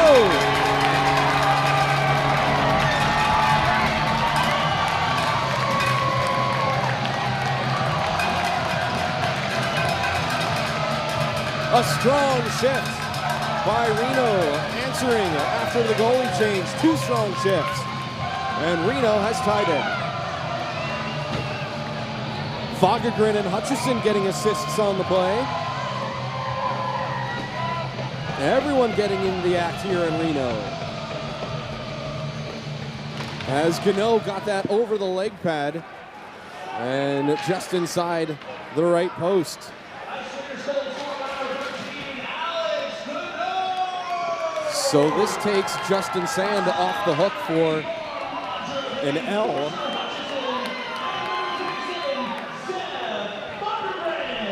And Justice Giori could be in line for a win as they almost got another one, with Minty almost getting the redirect in front. Minton sends it on net with Robinson coming through the slot. And Robinson finds a loose puck on the half wall, sends it across for Garrity. Garrity sends it across again, but it's knocked away by a Boston stick. And then O'Dowd, who's just everywhere tonight, gets it over to Minton, who almost redirects it home. So the top line out there continuing the pressure for Reno after the second and third lines got it done.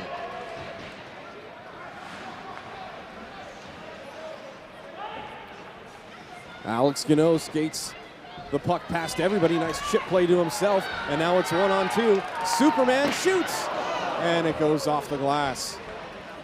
He just flies through everybody without a cape. Minty sends it in front, puck loose again, and Boston's able to clear. A minute to go in the period. Jack Doherty looking at Tony Tyrell. Wants nothing to do with the tornado. He'll take it wide, and a shot sails wide.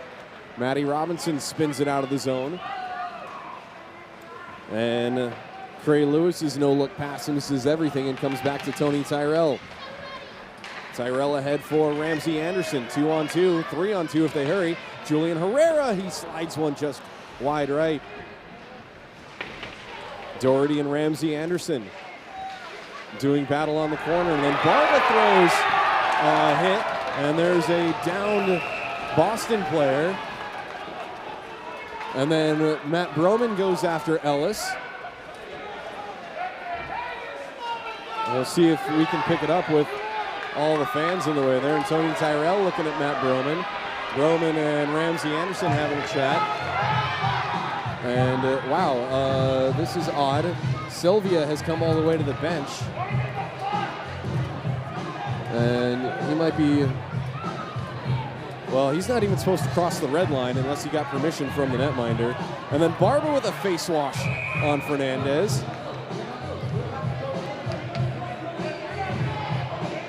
A soft one, albeit. Dreisen and Barba having a chat. They're smiling.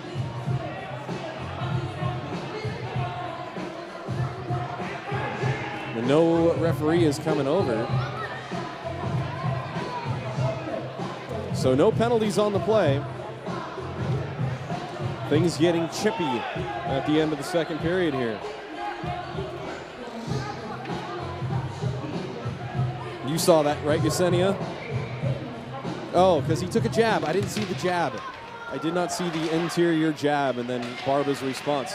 Turned over to Sobieski, but as he was skating forward, it kicked past him. Then he takes it away. Centering pass for Sine goes over his stick. A backhand try by Tyrell.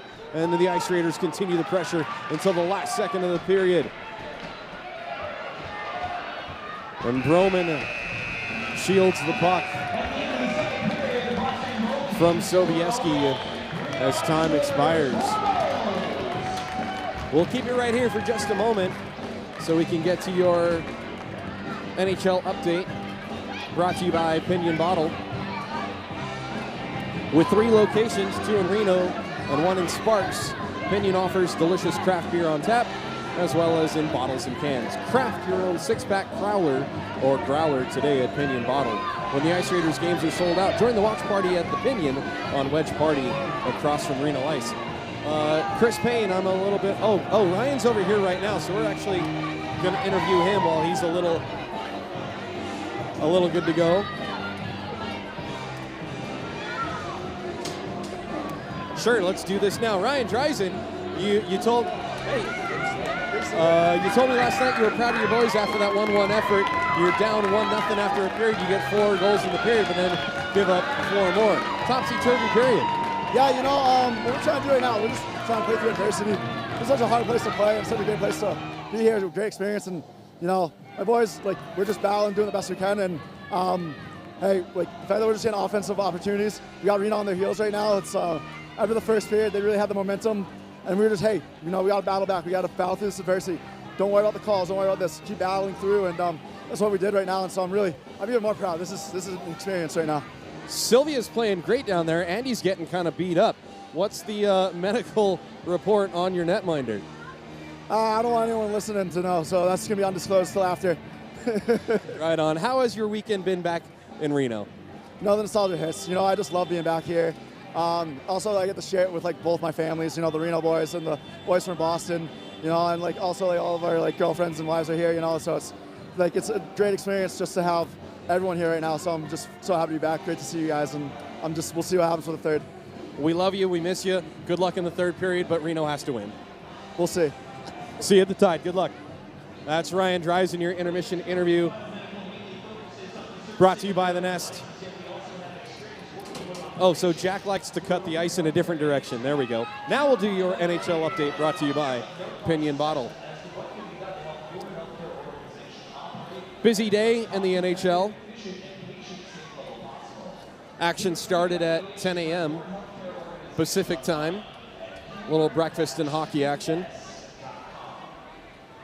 And is still happening now, even at 9:30 p.m.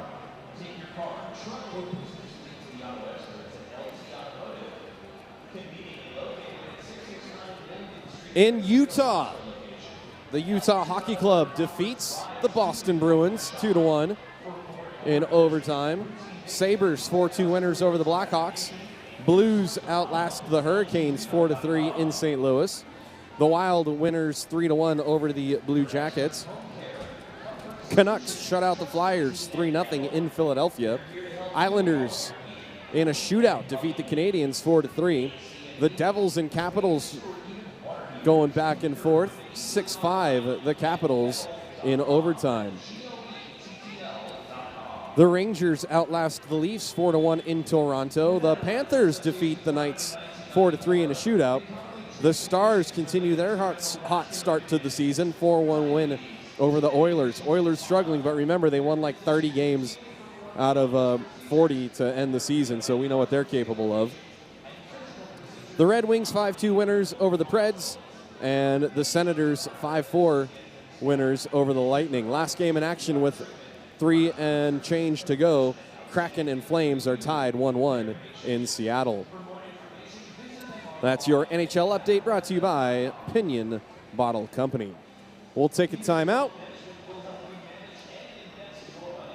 and come back with the third period. Brought to you by the Brewers Cabinet. Don't go too far, folks. Head to the fridge for your Brewers Cabinet Power Play IPA, and then hang out with us for the third period here on YouTube.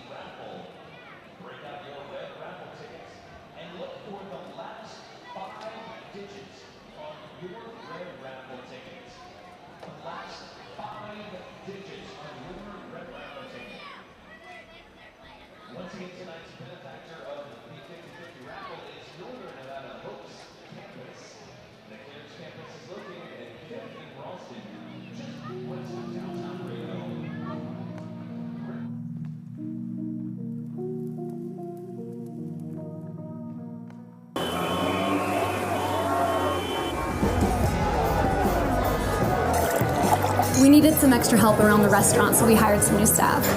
It's going good. Hey, Maddie, give me 2 pucks, a side of sticks, and a cold one. Make it fast. Coming right up. Hey, can we get the baseball game on? No. It'd be a lot easier if you just drop the gloves. Oh, you want to go, buddy?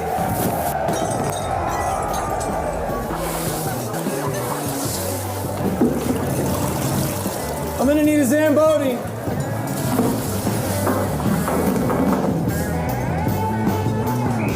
Hey, can I get a water? Hey, no. Here you go, my man. I guess just like our beer, hockey's better on ice.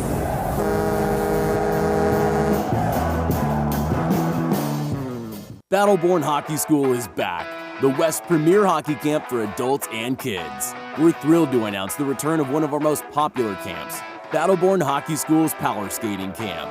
This 2-day program, designed for both adults and kids, is dedicated to enhancing your skating skills. From explosive starts to agile maneuvers, it's the perfect opportunity to gain the edge you've been seeking. And that's not all. We've added a new camp for 2024, Battleborn's Shooters and Scorers Camp. It's all about honing your finishing and goal-scoring skills while elevating your hockey IQ. Whether you're a sharpshooter up front or a blue liner eyeing the net, this camp is your ticket to becoming an unstoppable scoring threat. For those that want the complete experience, our 3-day Battleborn Adult Camp is for you. Geared for all levels, you'll undergo an intensive hockey skills improvement program led by coaches with over 100 years of combined professional and semi-pro hockey experience, covering everything from skating, shooting, positional awareness, in-game strategy, and tactics. You'll leave with a solid grasp of fundamental concepts and skills, enhancing your effectiveness as a hockey player. Engage in thoughtfully curated drills and exercises alongside your fellow campers. And just for our adult camp, a complimentary happy hour each day, providing an opportunity to connect with your coaches, teammates, and new friends. Every Battleborn Hockey School camp experience includes a personalized jersey, a detailed report card to track your progress, off-ice mobility sessions, and video analysis of your shot or stride depending on your camp. Ready to elevate your hockey game? Find our camps in California, Nevada, and Utah. Visit battlebornhockeyschool.com to subscribe to our email newsletter for more details.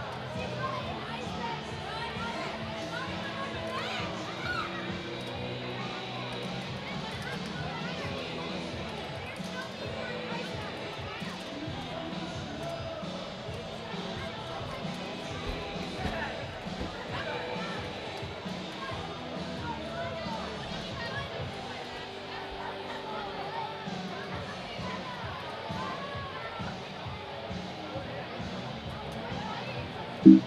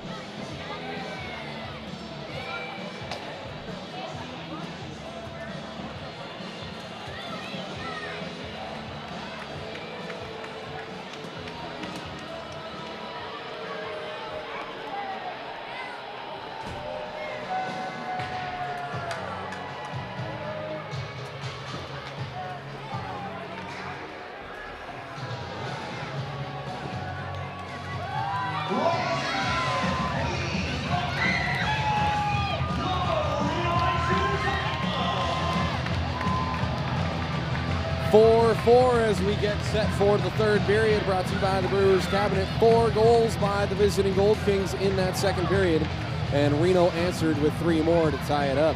21 shots again by Reno, 9 by the Gold Kings, and 4 of them went in. And the goalie change holds. Justice Giori will finish this contest, and he could be in line for a win. Justin Sand off the hook, played 33 and change, gave up 3 goals on 8 shots. Reno still owning the face-off circle, 58% and change to 41. Bobby Watson leading everybody at 75%, going 12 and 4.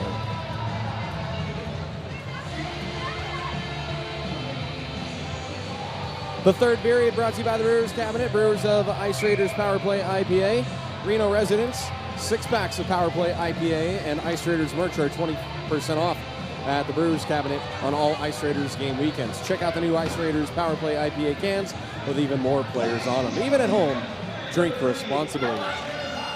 Period number 3, the third period underway, and Roger Hutchison and Jake Fernandez locking horns like a couple of bighorn rams.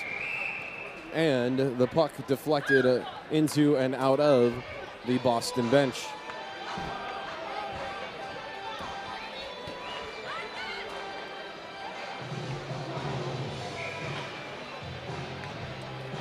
Hutch and Fernandez again taking the draw, and I wonder what these flyweights, actually they're not flyweights, Hutch is like middleweight.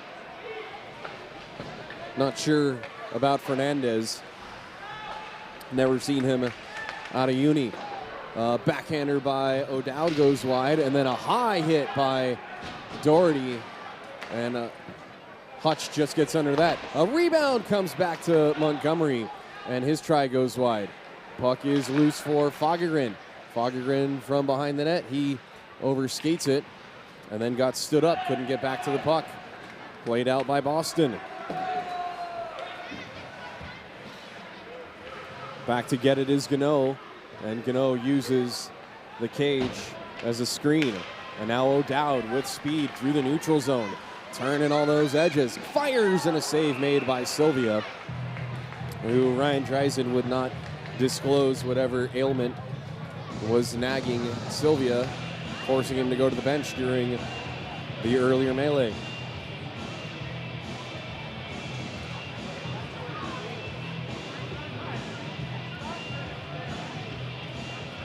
Face off to the right of Sylvia. Garrity out with Minton and Robinson. Nash and Giron on the points. Face-off won by Reno, up to Nash. Nash looks up, fires, and a save made. Rebound loose, and it's under Sylvia. Nash was gripping it, looked up, picked a spot, and Sylvia got the pillows in the way. Lots of traffic in front. 1, 2, 3 Ice Raiders, plus 3 Gold Kings.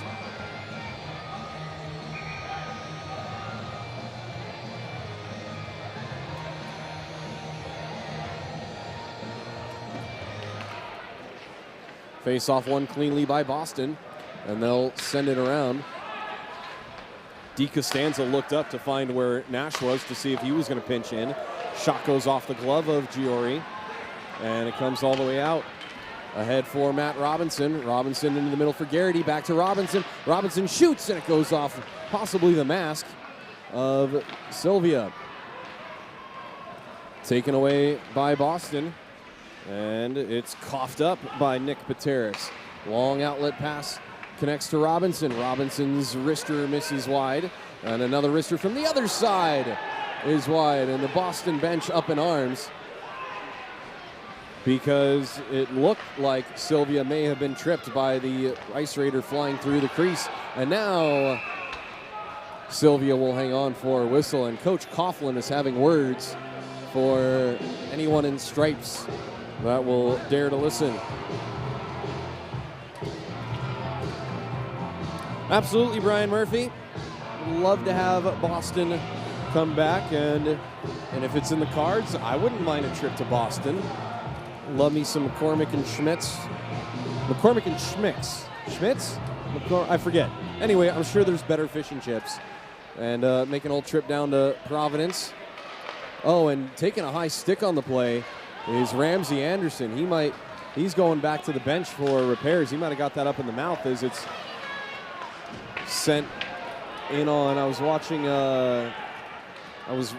Anderson more than I was watching the puck. I beg your pardon. And Ramsey's going to need some attention.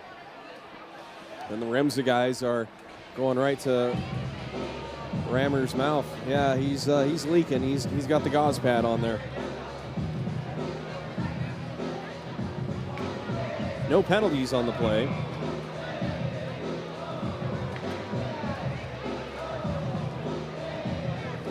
It was the puck that got him on a clearing attempt. That does not feel good. And Tony Tyrell dumps a Gold King as Giori makes the save.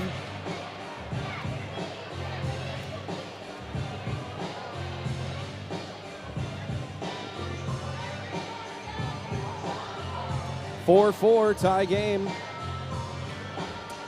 Ramsey still getting some help. And they're going to have, they've taken Ramsey off the bench. You might have to sew him up.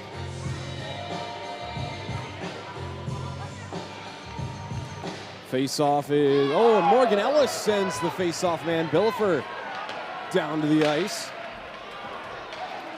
Herrera does not connect for Ellis. Play would have been offside, and this should be icing, and it is against Boston.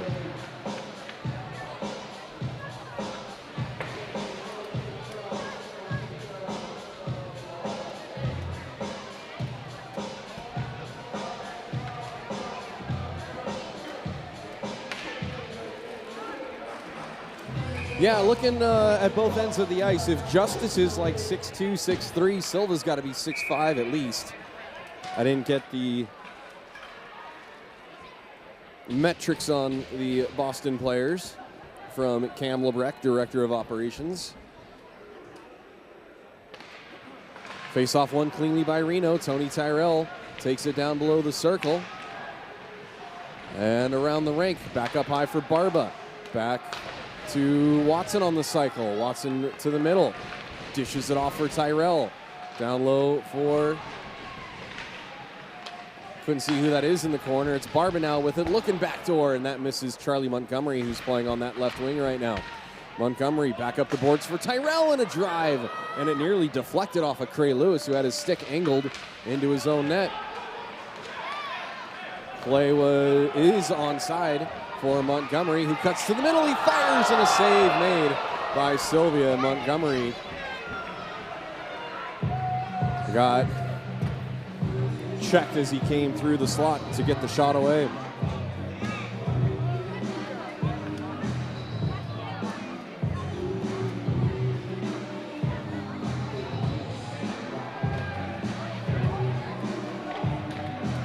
Take it to the middle. Oh, power move there by Charlie Montgomery. Got the shot, took the hit. Watson pushes it forward, but it's picked up by Dreisen, who sends it around. I beg your pardon, that's the A, not the C. I missed up I misread that jersey. Dreisen is out there, though. And Boston holds the zone. It goes behind the Reno net.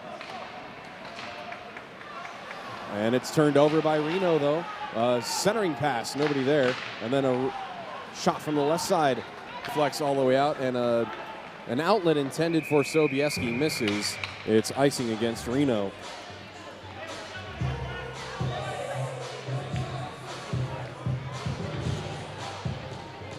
Sylvia goes for a little skate, acknowledges the fans and their beer cans at the opposite end. Jim will get a shot of that when the puck is not in the Reno defensive zone.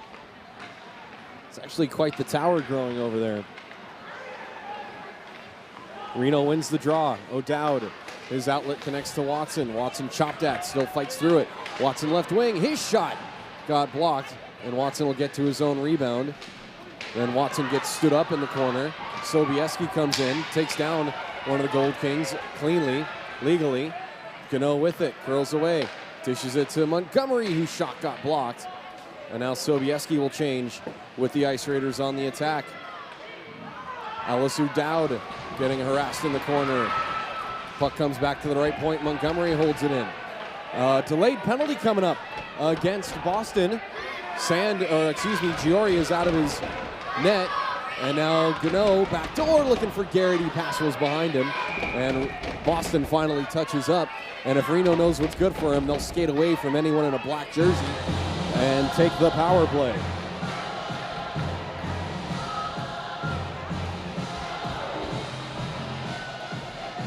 Ryan Dreisen in the box for cross-check. And that was Ryan slamming the glass in the box.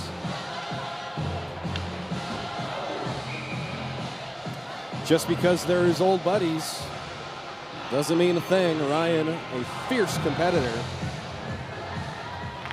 And perhaps some emotions got the best of him there, taking the cross-checking penalty.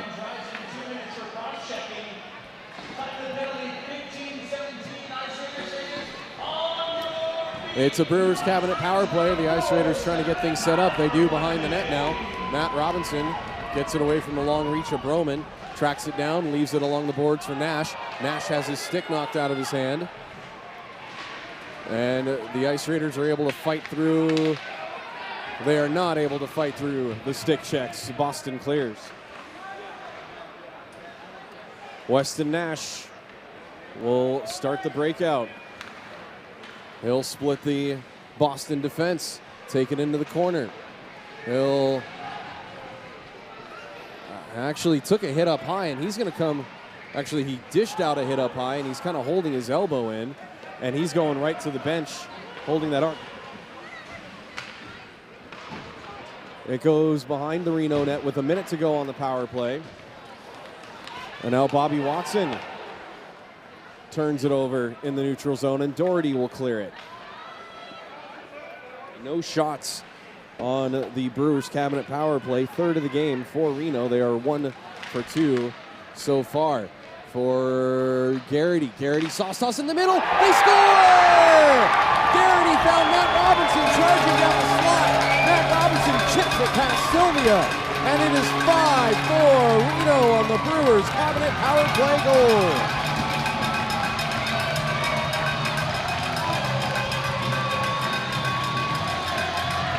.52, 52 the time goal. Matty Robs puts Reno up 1. Sweet dish by Johnny Garrity. And Matty Robs gets a stick on it behind the Gold Kings defender.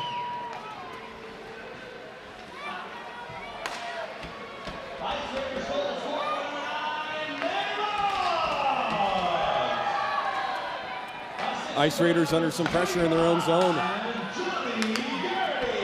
Bobby Watson gets through another stick check. But Boston takes it away. Dumps past Tony Tyrell. Barber right there to get it. Out for Hunter Sine. It's in everyone's feet. And now Billifer finds it. It's poked out to the blue line. And then Sobieski comes in, throws his shoulder. Horton says it's onside for Boston. But Bobby Watson will take it away. He'll gain the line right in front of the bench. And his shot might have gone off the post. Either the post or the stick shaft of Sylvia, who makes a save off Tyrell. That made kind of a thud sound, not really a ping, off of iron.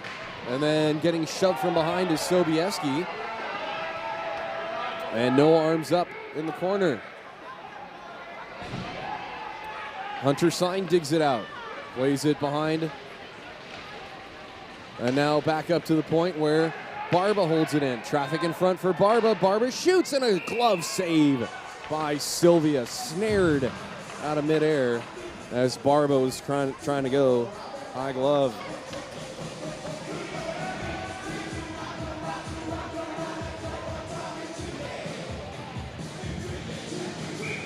One, two, three, 4 is what's on the clock. That's also the combination to my luggage. Face-off won by Reno. Alex Gunnoe goes for a skate with it around the net. He tries to barrel his way through Sean Savella, but Boston comes up with it, and now it's deflected off a hutch, and it lands in the feet of Herrera. Herrera tries to battle through Nick Pateris, and Boston got it in halfway into the Reno zone. Ahead for Ellis. Ellis's shot is saved by Sylvia, and then Hutch put on the brakes, and Sylvia a little shove on Hutch, and Hutch gets back up, and he's going towards Sylvia, but the Gold Kings will not let the Reno enforcer anywhere near their netminder, who has already skated out of the crease.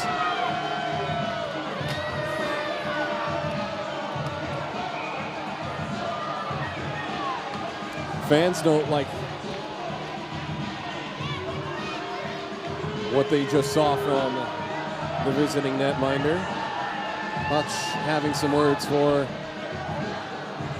the Boston bench on his way to a change.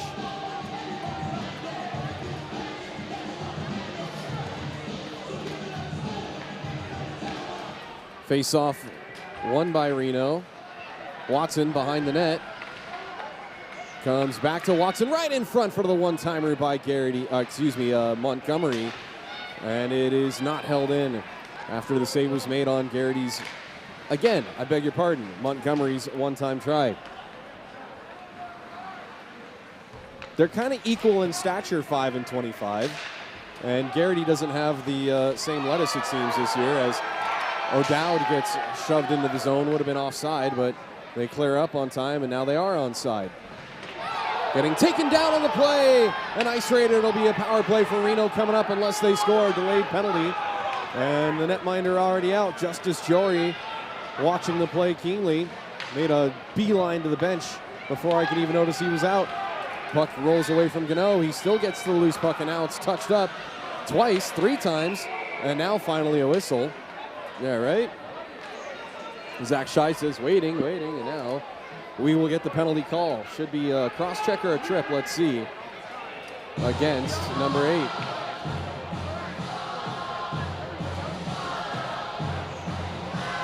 Roughing. Could have been head contact, but instead it's a rough. Because head contact comes with an extra.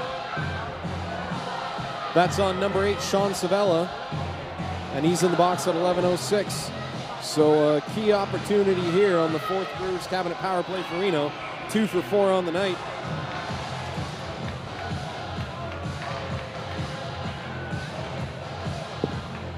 Garrity, Minton, Robinson, Tyrell, Giron, back to Tyrell. Tyrell for Giron. Giron for Minton. Minton curls away. Back to Tyrell, walks the blue line. Giron has it go through his feet. He gets it into the corner for Robinson, who got in a good spot to help out. Handed off to Giron, who winds, fires, and went off the hand of a Gold King as Geron kind of shanked the shot.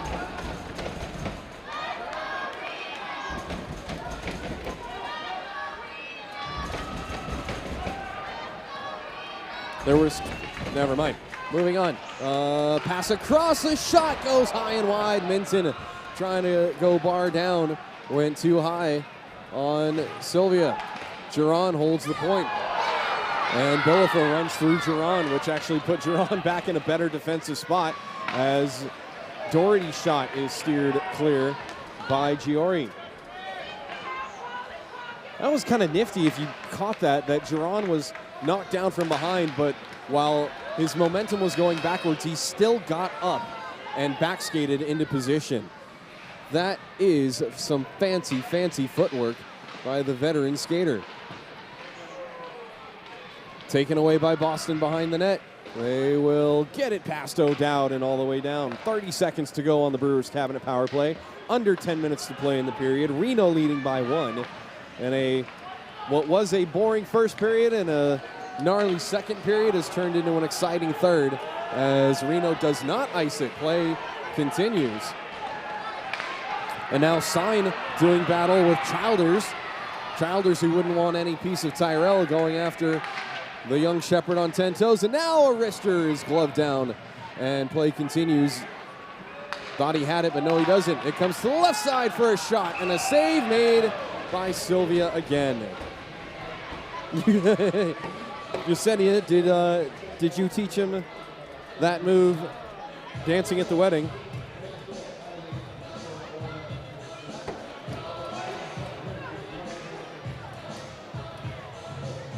Pics of the wedding and honeymoon looked fantastic. Good on you guys for making things official. All right, back to full strength. Face off to the right of Sylvia.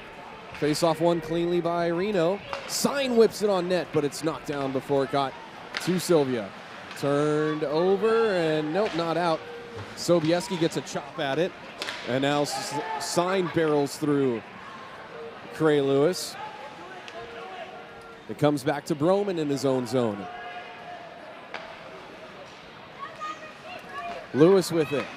Backhand pass turned over in the neutral zone. One-on-one, Bobby Watson. Watson, save made by Sylvia. 8.5 to go. Watson tried to dangle around, but lost the handle, and Silva will smother to control play.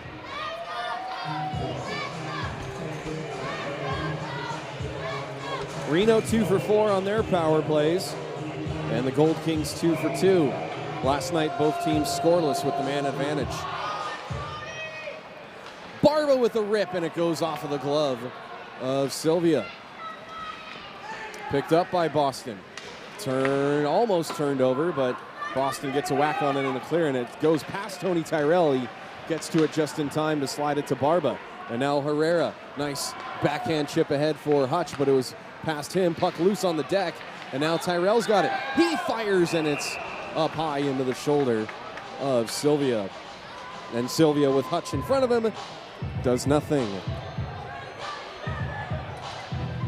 Jesse Vaniski. How is the Vaniski clan doing?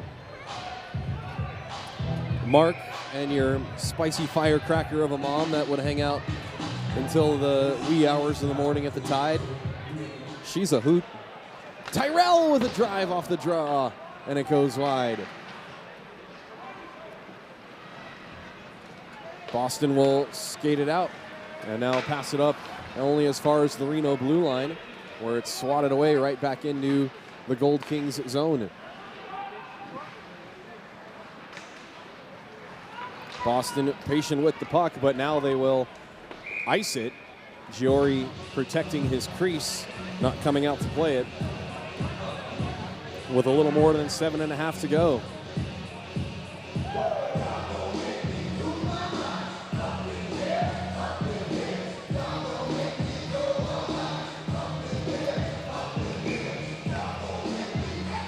I am not seeing Ramsey Anderson on the bench, although I can't see all the heads.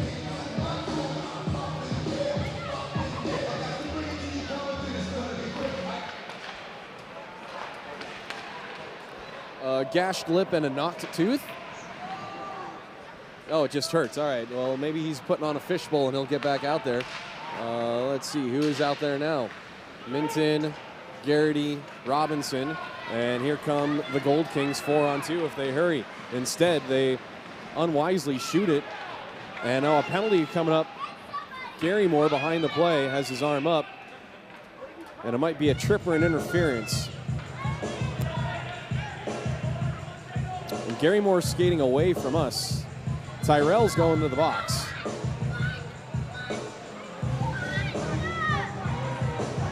Trip it is on Tyrell.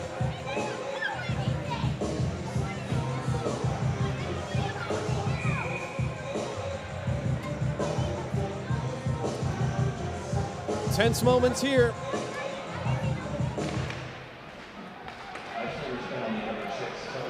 Loose puck, squirts free. Auto-tune or a voice filter? I don't know. Jim's our sound engineer. Jim, are you using any filters on my microphone of any kind? Nope. This is what I sound like. Ice Raiders on their third PWM PK as Minton gets ridden into the boards by Jake Fernandez, but that gives time Reno to clear.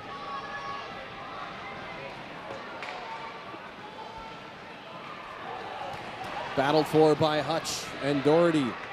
Puck comes around. Zeph Fagergren forcing the issue. Now O'Dowd, left circle, gets it into the corner. Reno shorthanded. Best defense is a good offense. As O'Dowd gets spun around the play, and then Fagergren whipped it into the middle. Then Fagergren gets taken down on the play, and this will be interference. Yeah, finally, wow. Doherty was skating with it for like 10 seconds.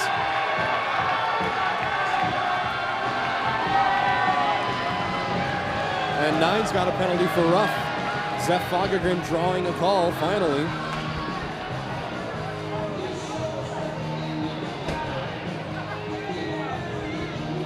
Roughing the call on Childers.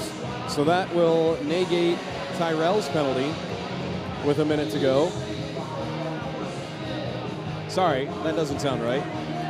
Tyrell will be out of the box in a minute, then it will be a 1-minute power play for Reno. And that's at 6:10.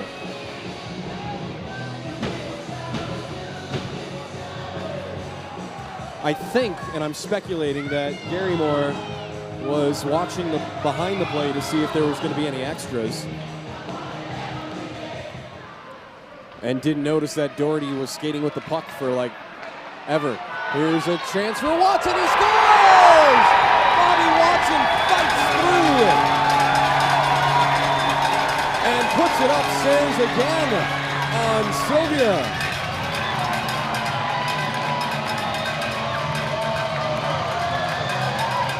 Hunter Sine with the helper. And it's 4-on-4. Even strength, technically, your goal. And the Ice Raiders push the lead 6-4.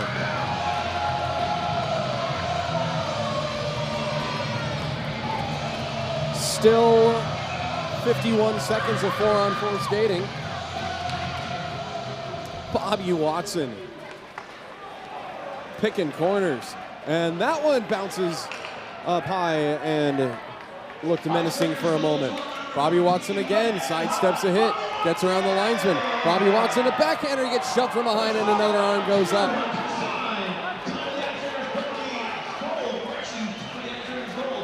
This time Slattery with the call. This might be a cross check.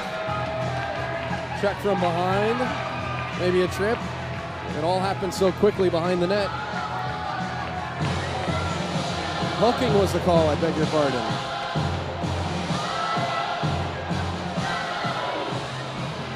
That is Sean Savella in the box, number 8. And he's in at 5:43. Hooking was the call.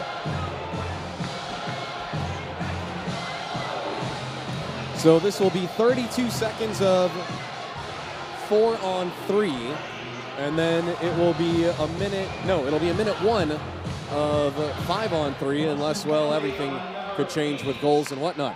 Here's Gunnoe, back to Geron, left side for Garrity who fires, and Sylvia hangs on.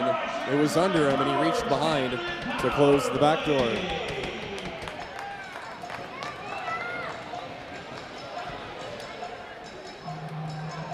I do see Ramsey on the bench, and he's still got the half shield, but I don't think he's been out for a shift. Tom, you track all that. He has not been out for a shift, yes. Face-off won by Reno. Gunnoe hands it off for Garrity, and then Giron's bomb. Oh, that was like a 12-6 Kershaw curveball. And that one missed wide left, though. A ball outside. 5-on-3 coming up as Tony Tyrell is set to exit the box. Minton with speed ahead for Gunnoe, out of his reach.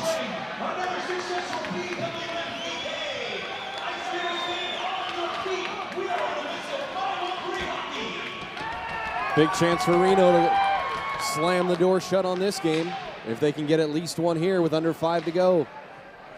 40 seconds of 5-on-3 time. Gunnoe with it for Garrity, backdoor. The puck is loose. They score! The pass across was blocked, and it came right to Minton. And with 4:44 to go, it is 7-4 Reno. On the two-man advantage, Jake Minton.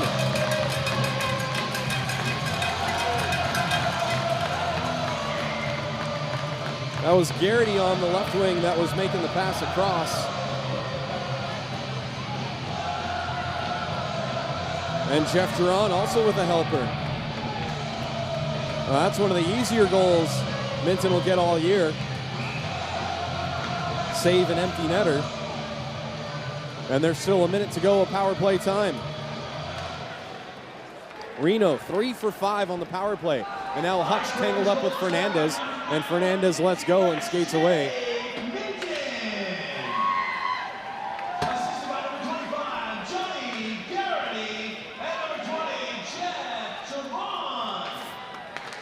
Keep an eye on Fernandez and Hutchison as they skate right by each other and nothing doing. Giron with it on the regroup. Into the zone, onside somehow. And it comes to Fagergren, and his shot is wide. Puck held in at the right point by Hutch. Looking far side for Montgomery. He collects it, sends it back, and now this will be a boarding call against Boston. Montgomery looking to send a cross-check back. And let's hope that Montgomery doesn't take a penalty here as well, or be assessed one. Montgomery livid on the play. And that is Tony DiCostanza, who's been a menace all night.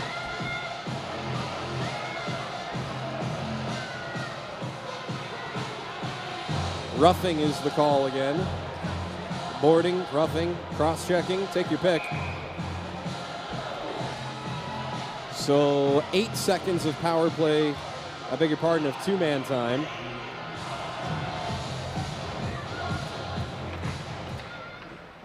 So Gunnoe, oh, and there's Morgan Ellis running through Lewis, and a cross-check to the head, and that's going to be a penalty on Reno as soon as they touch up. That's Morgan Ellis in the slot, and he got his stick up. I believe it was Ellis. Ellis had that first good hit. Now they're going to give it to Herrera on the doorstep. Yeah, that was Herrera. I beg your pardon.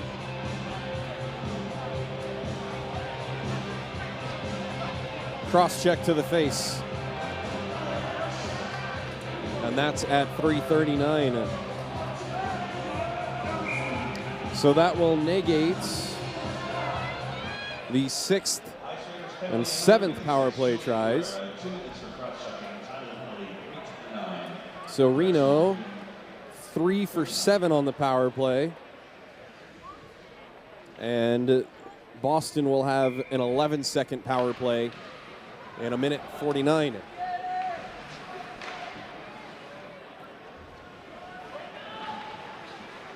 Four on four. Reno did get a goal, 4-on-4. Bobby Watson. And Ramsey Anderson is back out there. That's good news.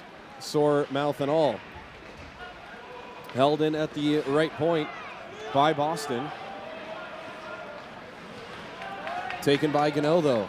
Gunnoe tries to dangle through the defense, but Sean Savella was there. Comes back to Sobieski, right point.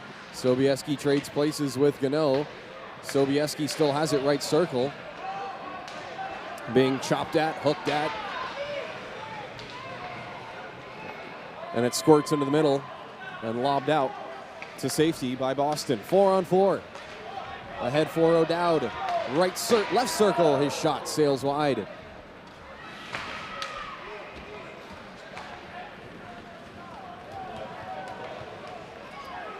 Boston gets it in deep. Doherty tries to feed it into the middle. I think that was Dreisen who got his stick lifted at the moment of truth. Knocked back in offside, though. Yeah, it was Dreisen in the corner there. Hey there, John Morgan. Miss you here. I know you're in San Jose. Oh, there's a hook. Barba gets taken down, and Doherty is shaking his head like, what? The stick was purple, and now Barba's caught up in the bench, and now Hutch is coming over, and Hutch is going to throw haymakers on Childers. That's for earlier. And Childers is just hanging on to Rogers' leg. Hanging on for dear life. Hutch is going to go.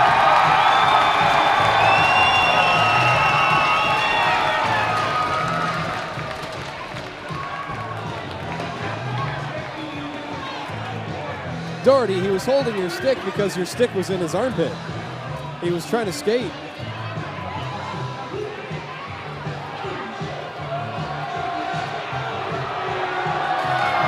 And Childers is going to be escorted off as well.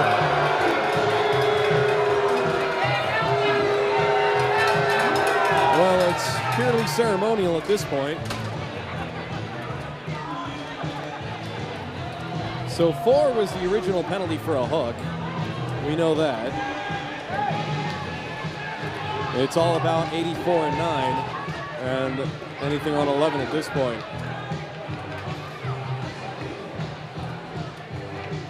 I got to put the mic down and write stuff. Good times.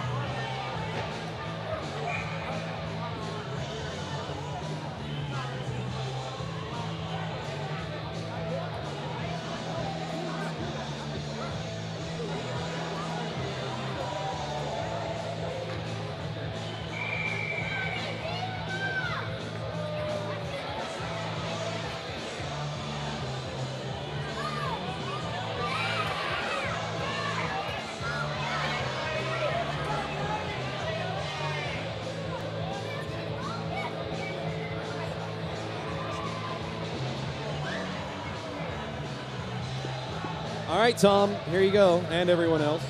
Roger got 5 for fighting and 2 for instigating. And number 9, Childers got 5 for fighting, and 4, Doherty gets 2 for roughing. So they wash out. So let's see. It'll be 16 seconds and a whistle if there is one at the end. So it's still 4-on-4 skating.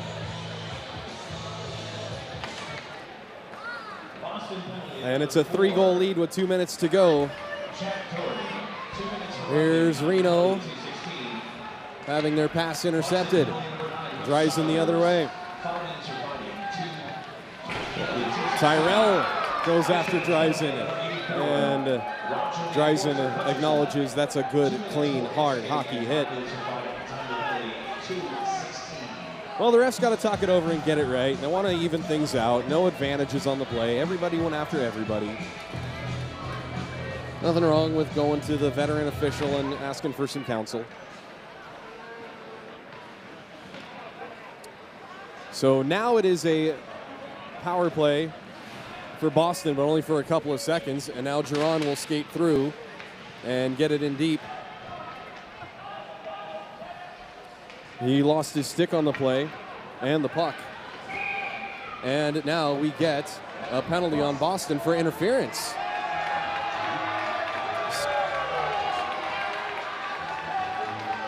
.24 block interference. Did he knock the stick away at the end? Let's see.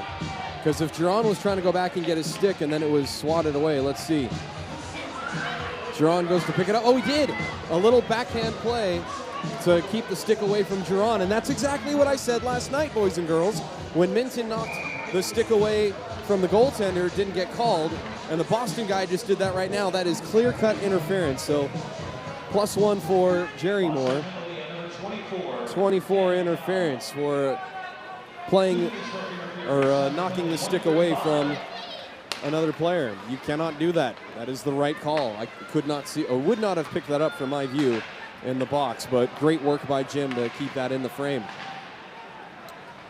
Reno on another power play. Their 9th or 10th or something. I've lost track. Tom will have it, and we'll put it in the recap later this week. Tyrell for Giron. Tyrell gets it back from Ellis. Up high. Sylvia thought about playing it. Fagerin whips it back behind the net. Now back up to the left point for Giron. A bomb save made. Rebound. Ellis couldn't finish. I think Sylvia got a glove on it, and it's under Sylvia for a whistle. And now gloves and sticks come up high. Fernandez, who's been a thorn again. And now we've got a full-fledged Donnybrook. Tyrell and bunny punches on everyone. This might be a... Oh, now somebody's going to get suplexed. Are you kidding? Giron just got suplexed. It's a WWE nightmare in Reno all of a sudden. Sylvia's at the blue line. He wants nothing to do with it. Justice is just watching the fracas down at the other end. That's Matt Broman with the body slam. And some of the Gold Kings will get the hottest water possible. Wow. Unexpected end to this contest.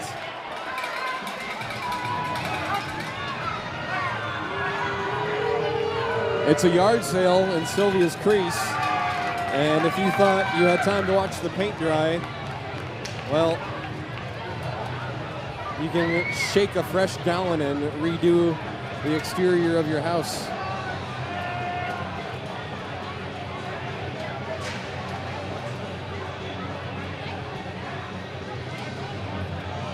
And we're just going to run the clock and call this game done. This game is over, folks. You can listen to zeros, right? Yeah, just put 0 on board. Final score, Reno 7, Boston 4.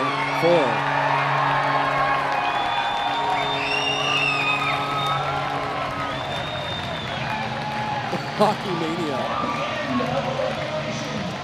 Well, let's see, there's a handful. Only a handful of Gold Kings left.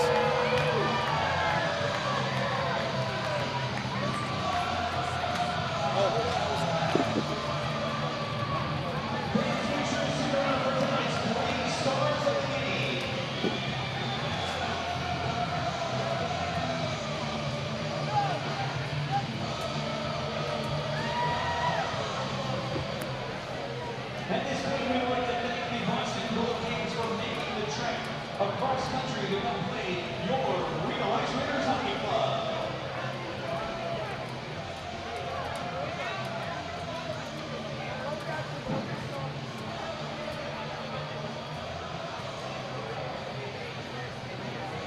Well, to be continued on the penalties. All I got so far was a game misconduct on Herrera and a game misconduct on, I think he meant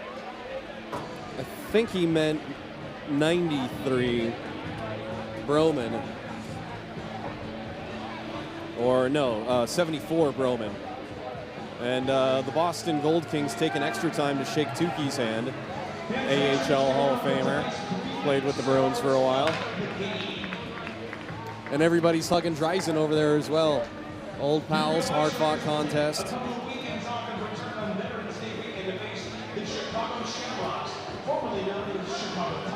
I think I will interview Jeff Giron.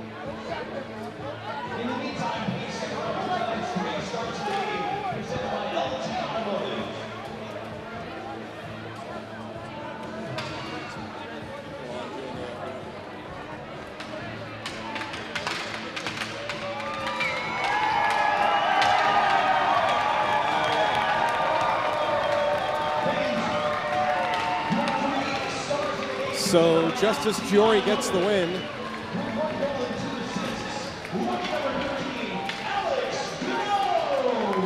And maybe we'll talk to Robinson, we'll see.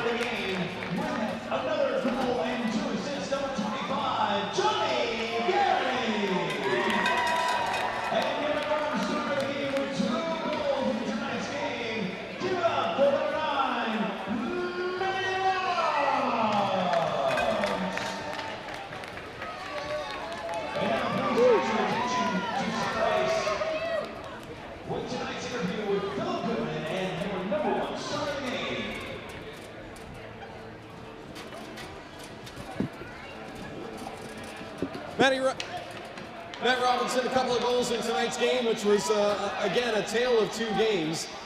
First period, 1-0. You guys give up the lead, you get it right back, and then you explode for 3 more in the third. How did you guys keep your composure and take this one home? Yeah, I think the boys, kept to it. Give a lot of credit to these guys from Boston coming all the way out to Reno. That's not an easy trip by any stretch, so give them credit, but the boys stuck with it, and we're able to get the 2 wins this weekend. A couple of weekends off, and then it's the Military Appreciation Weekend against a big opponent now in Top Shelf. What are you going to do to get ready for that one? Yeah, I think we're going to get some practices in. I know the boys are real excited about the jerseys that weekend, so that's something I'm looking forward to. But, yeah, over the last couple of years, we've kind of become, a bit of rivals with them, so we're looking forward to having them back out, but we'll be looking to get 2 wins that weekend. All right, get in that team photo. Great work, Matty. Matt Robinson, your number 1 star of the game. And your 3 stars of the game brought to you by LT Automotive. When your car needs maintenance here in the Reno area, take it to LT Automotive.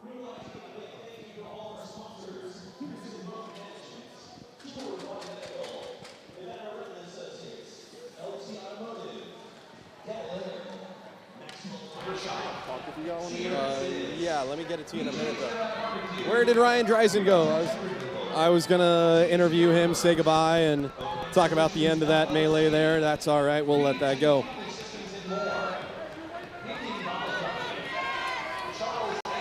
What a wild finish.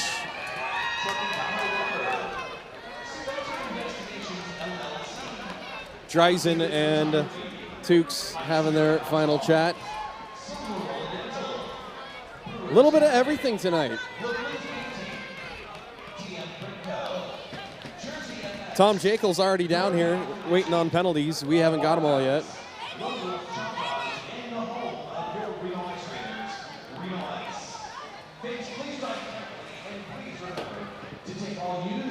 What a weekend. Yeah, you got it, Matt. What'd I forget? Oh, yeah, the Goettl Air Assist of the night. Nash threading the needle to sign.